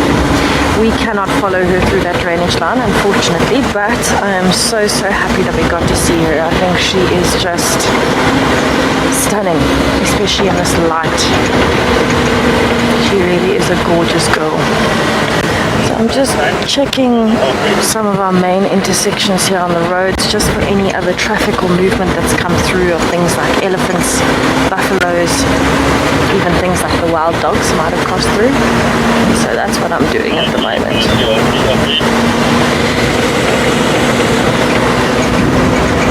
I think it has been a ridiculous day so far.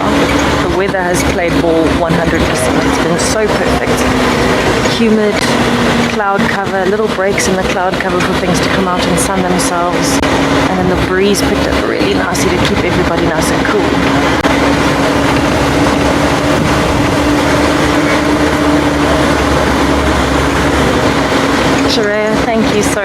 I really appreciate it. I'm so happy that I got to share Tandi with you, and it's always so good, especially when we see leopards consistently, when we can move from morning to afternoon to the next day, and we're seeing them fairly consistently. It really helps us, not just in terms of, it's great to see them, but in terms of understanding their movements, watching them, researching, seeing how every day goes, day to day, and which areas they're in, all of the interactions that they have. So this is the value of spending time out here, is when you do get to see animals consistently, you really get to add a lot to the research bank, if that makes sense. You get to know them a lot better, you get to monitor them, and even if you see an animal once off, there's always a learning experience somewhere. So it really is quite special to be out here, and to be able to say that I get to spend time with animals as my job is one thing, but to be able to say I get to spend time with wildlife in their natural habitat is something completely different. We do have a vehicle coming up to join us, so I'm actually just pulling off to the side of the road so that they can come past. But you can see it is quite a gorgeous sunset. We've got a lot of pinks and purples in the sunset tonight, a lot of oranges. Definitely, absolutely a beautiful area to be in. And if you listen carefully, there's a very high-pitched buzz. Sounds like we have some cicadas that are active still in the warmth. So cicada is probably one of my favorite insects. You do actually find them in America and places like that as well. They're not restricted to Africa. They are slightly different species. There's a very high-pitched hum that's very constant.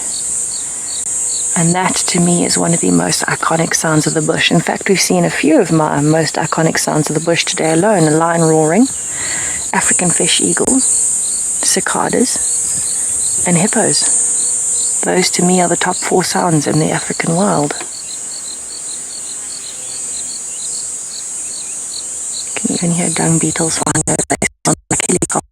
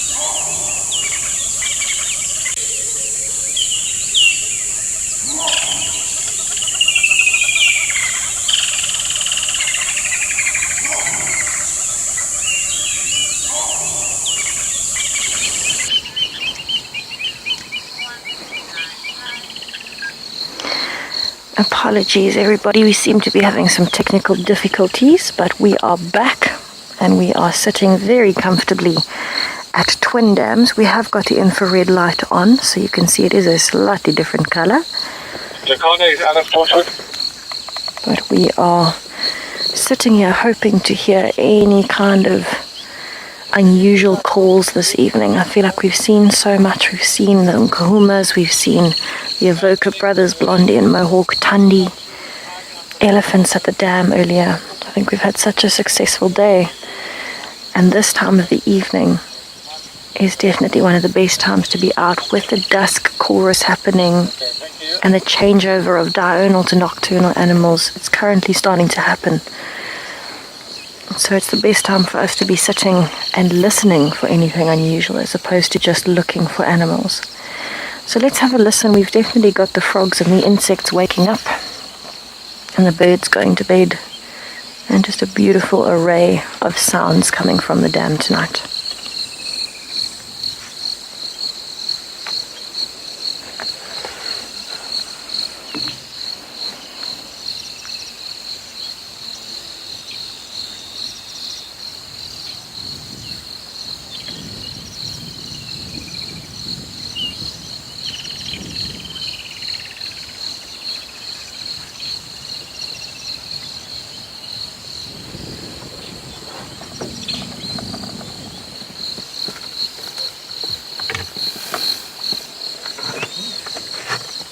And here's some water at the knees.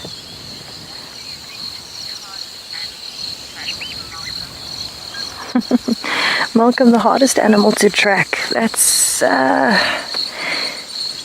it's a tough question. I think probably something like a pangolin would be very, very tough to track. When you do actually find their tracks, if you can consistently follow them, you will find it. But it is very difficult to find their tracks, and it's very difficult to keep on their tracks because they are so small when they're moving. So you have to be quite an expert tracker to see where a pangolin is going if it's not been on the road. That being said, though, of the animals that we see regularly, the most difficult to track is definitely a leopard. And that's because, as opposed to things like lions, wild dogs, hyenas, which are normally in a group, and so there are multiple individuals to track, leopards are solitary. So the way that they move is different to the way that lions move. Because they are solitary, they have less protection, they're lighter on their feet, they do a lot of direction changes. A leopard very rarely walks in a completely straight line, where the lions and things, they know where they're going, they've got the family protection, and so they just keep walking. Leopards would be the most difficult to track when you're looking at our most commonly seen animals that we track here. But, you know, it's always good to have that challenge. Tracking leopards can be a lot of fun because you learn a lot and you've got to be fine-tuned.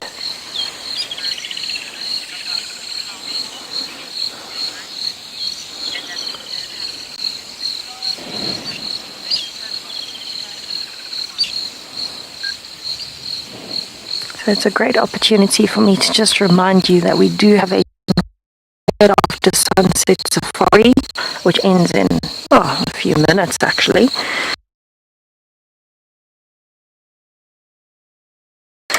Birthday watch, all you have to do is access to be able to watch with us.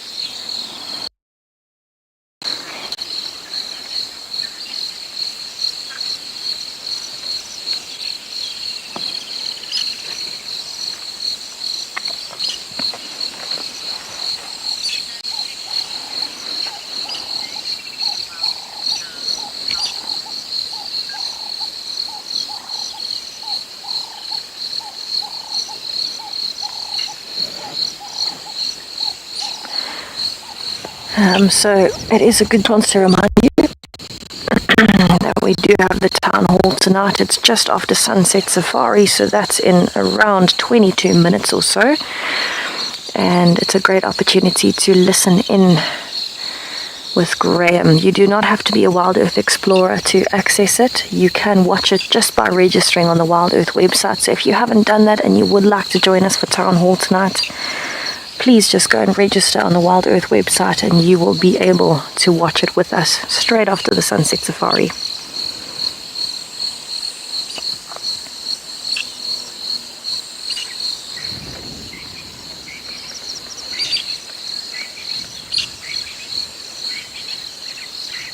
I wonder if those birds calling mean that maybe Thandi has turned around and is coming back this way. Very interesting to see if any predators come along here in the next 20 minutes. I think it's the perfect place to come to as the evening is changing.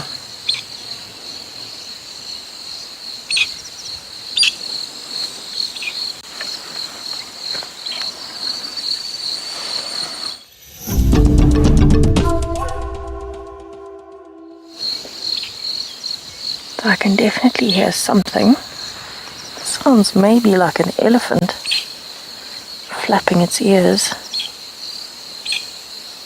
I'm hoping that it is coming closer, but let's just have a listen so I can try and determine exactly what it is and where it is coming from. Maybe we'll get lucky with a big elephant bull drinking at night.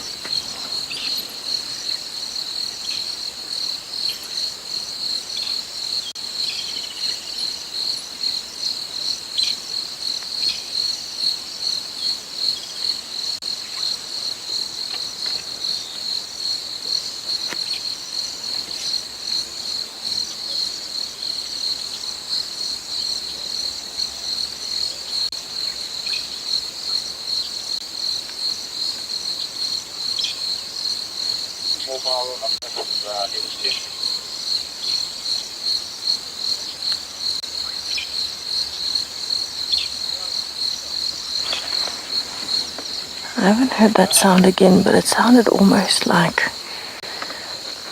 when an elephant shakes its head and you can hear its ears knocking against the skin of the side of its head. And I'm not really sure. I think it sounded like it was coming from the drainage line.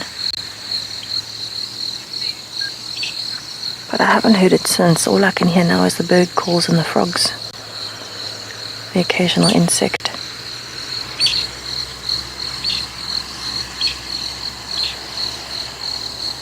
I think it's definitely the warmest evening we've had in a while. It has been very humid. So I think that's definitely causing the smaller animals in particular to be a lot more active than they normally are.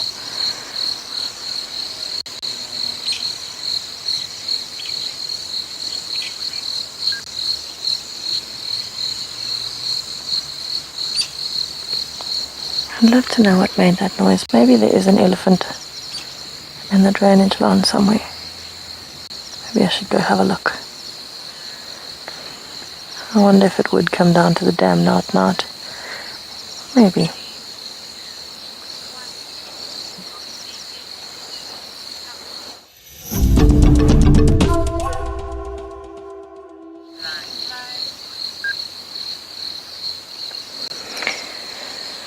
So where I'm at the moment, it doesn't look like there is anything coming down to the dam. I did hear what sounded like an elephant shaking its head, but possibly from the drainage line next door. It's probably just trying to keep cool at the moment.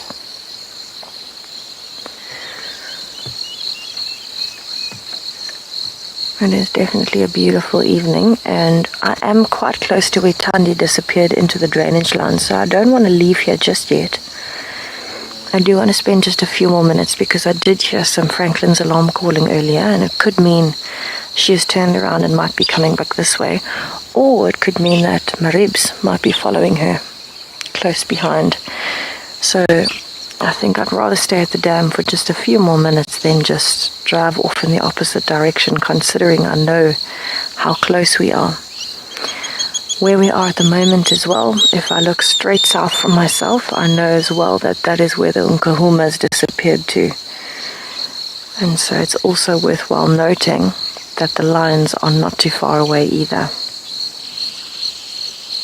I really am hoping that with the dynamics and the movements the way they are, especially with them coming closer, that they will come in.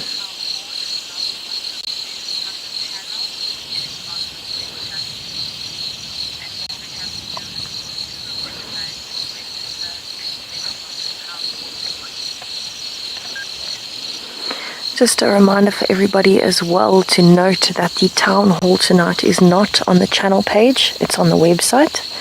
So all you have to do to be able to watch is register on the website and then click on the town hall badge that pops up. It is not on the live channels page, just to clarify for everybody.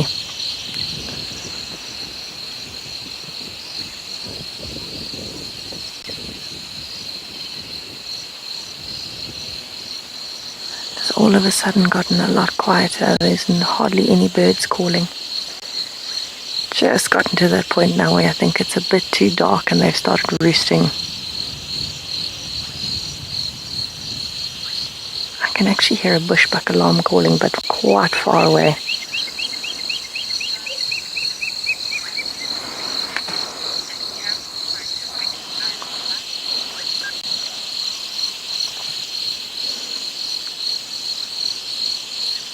I think I can also hear an owl in the distance.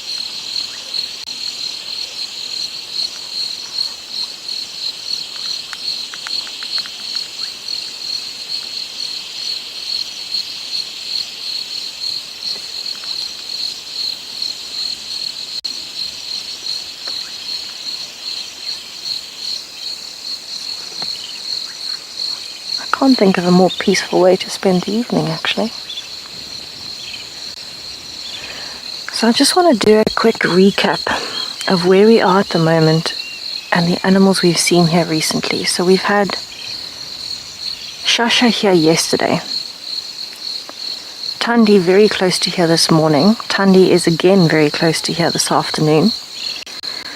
The Nkuhumas are very, very close to here this afternoon. They've moved towards this area, and this is all coming from twin dams. So we're kind of on the southern boundary of Djuma, quite far east.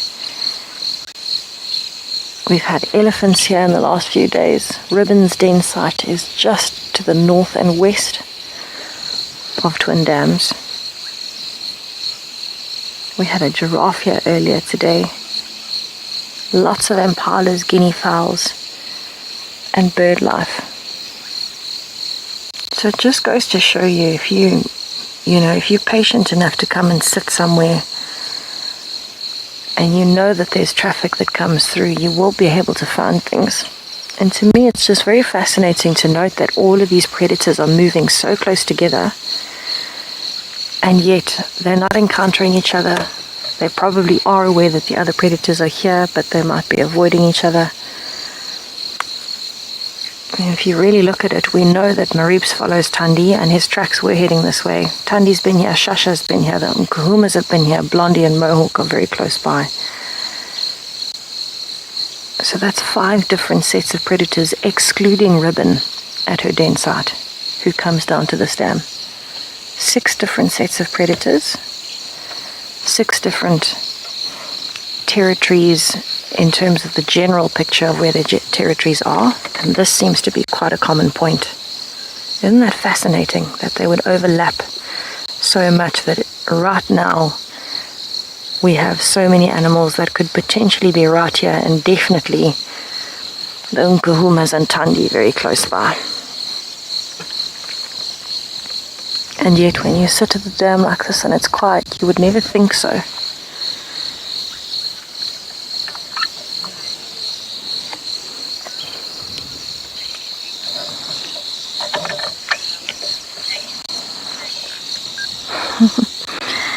Heidi, you are most welcome, of course.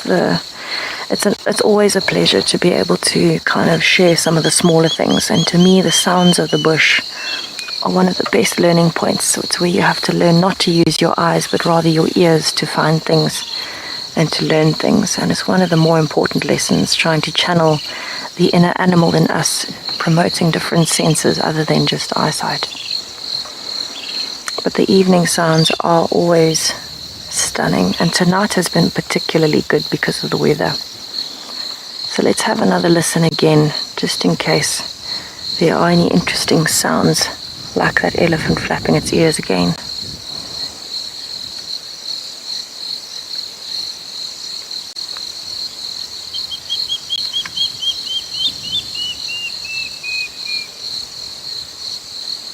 Yes, there's definitely an elephant close by. I could hear the rumble.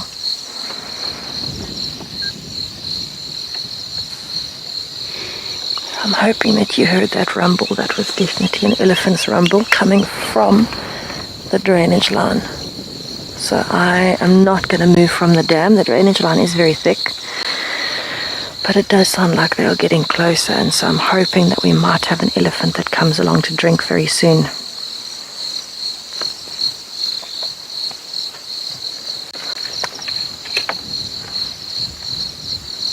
I'm glad to know that I'm not losing my ability to convert sounds into images in my brain, because when I heard that elephant earlier, it sounded, I could picture an elephant shaking its head. And now at least I know I was correct.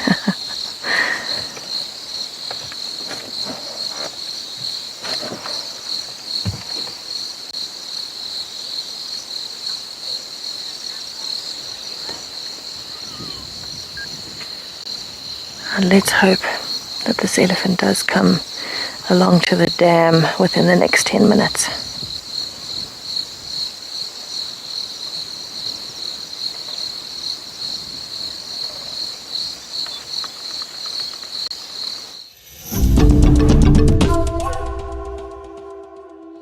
Right, so while we wait to see if the elephant comes along, let's just listen to the sounds more than anything at the moment.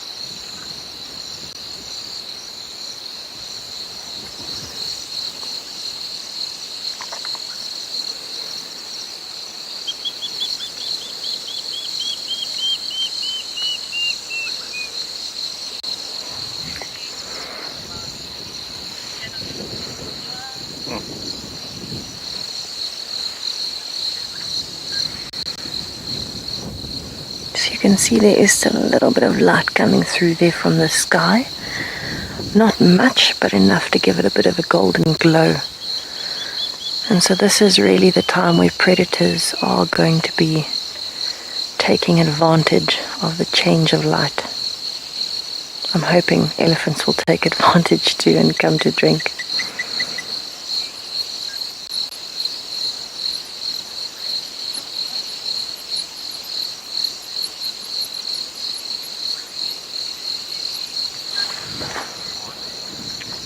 So it is actually quite tough to see in this light.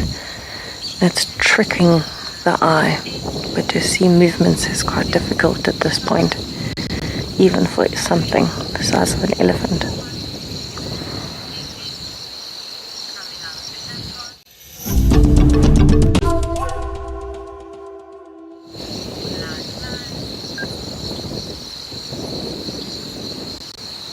It is still a very peaceful scene here, as the last little bit of light is actually still visible in the sky there.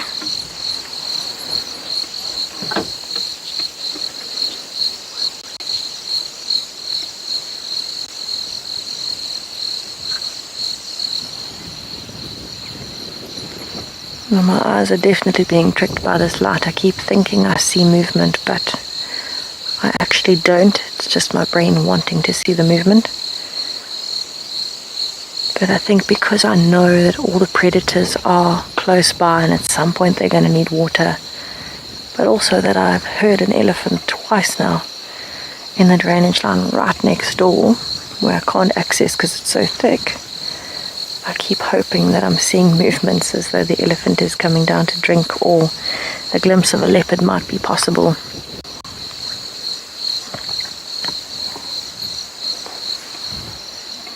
definitely a massive advantage to have the infrared light at a time like this.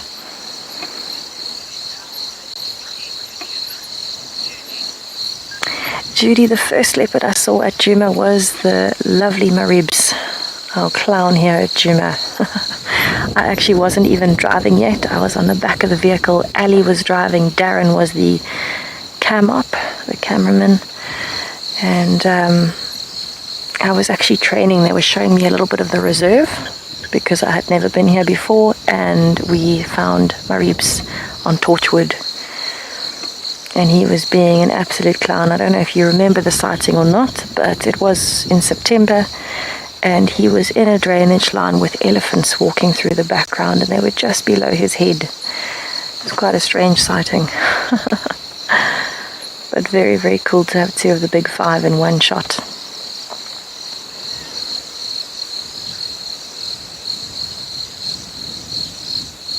I actually need to recount the leopards that I have seen here. I've only actually in totality spent about 3 weeks at Djuma. The rest of the time I was at Ngala, the rest of the many years.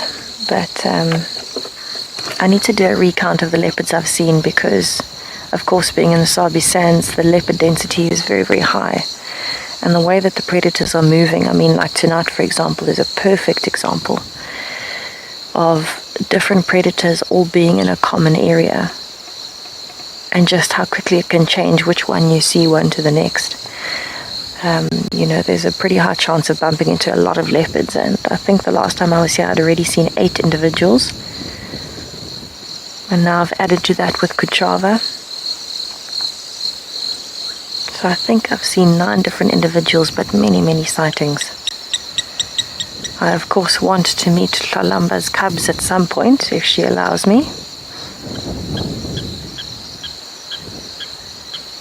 My first leopard that I saw when I was actually driving on WildEarth at Djuma was in fact Tlalamba, and very close to where I am now. It was while she was still pregnant, and she had I think it was a duiker kill up in a tree along the drainage line along the Mulawati with Morgan as my cam-op, and she was lying on a termite mound looking as much a princess as ever. And I'll never forget the first thing that struck me about Maribs was his ears, the ear tufts. And the first thing that struck me about Tlalamba was her size. She is so beautiful, and she is quite large for a female.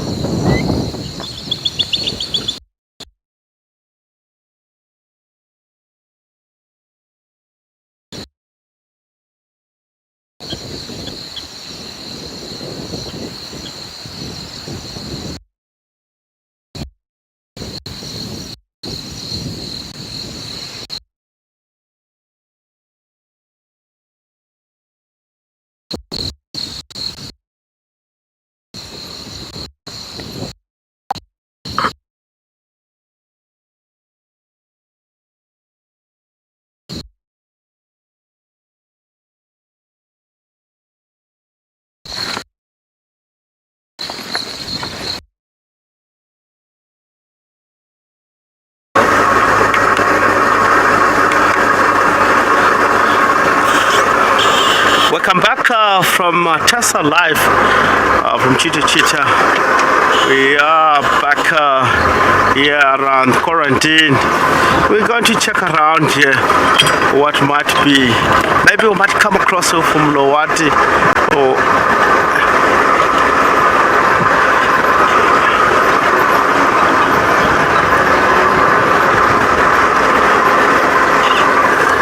and really checking around here, maybe we might get to see something beautiful. Maybe Mulawati, you'll never know. This type of the area where leopards that were had at night in the area, trying to check around here what might be here. And I would like to thank you for everyone that have joined us for afternoon, and all for questions and comment. We really appreciate and really for sure we'll be like to see you back tomorrow same time around here, Safari Live.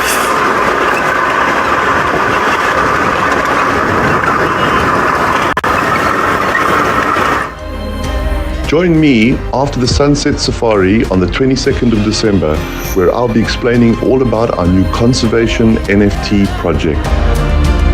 You'll be able to ask questions, and I'll be able to set out the whole plan of what we're trying to do. This will be the opening of our pre-sale window. Don't miss it. It's only for registered users at wildearth.tv.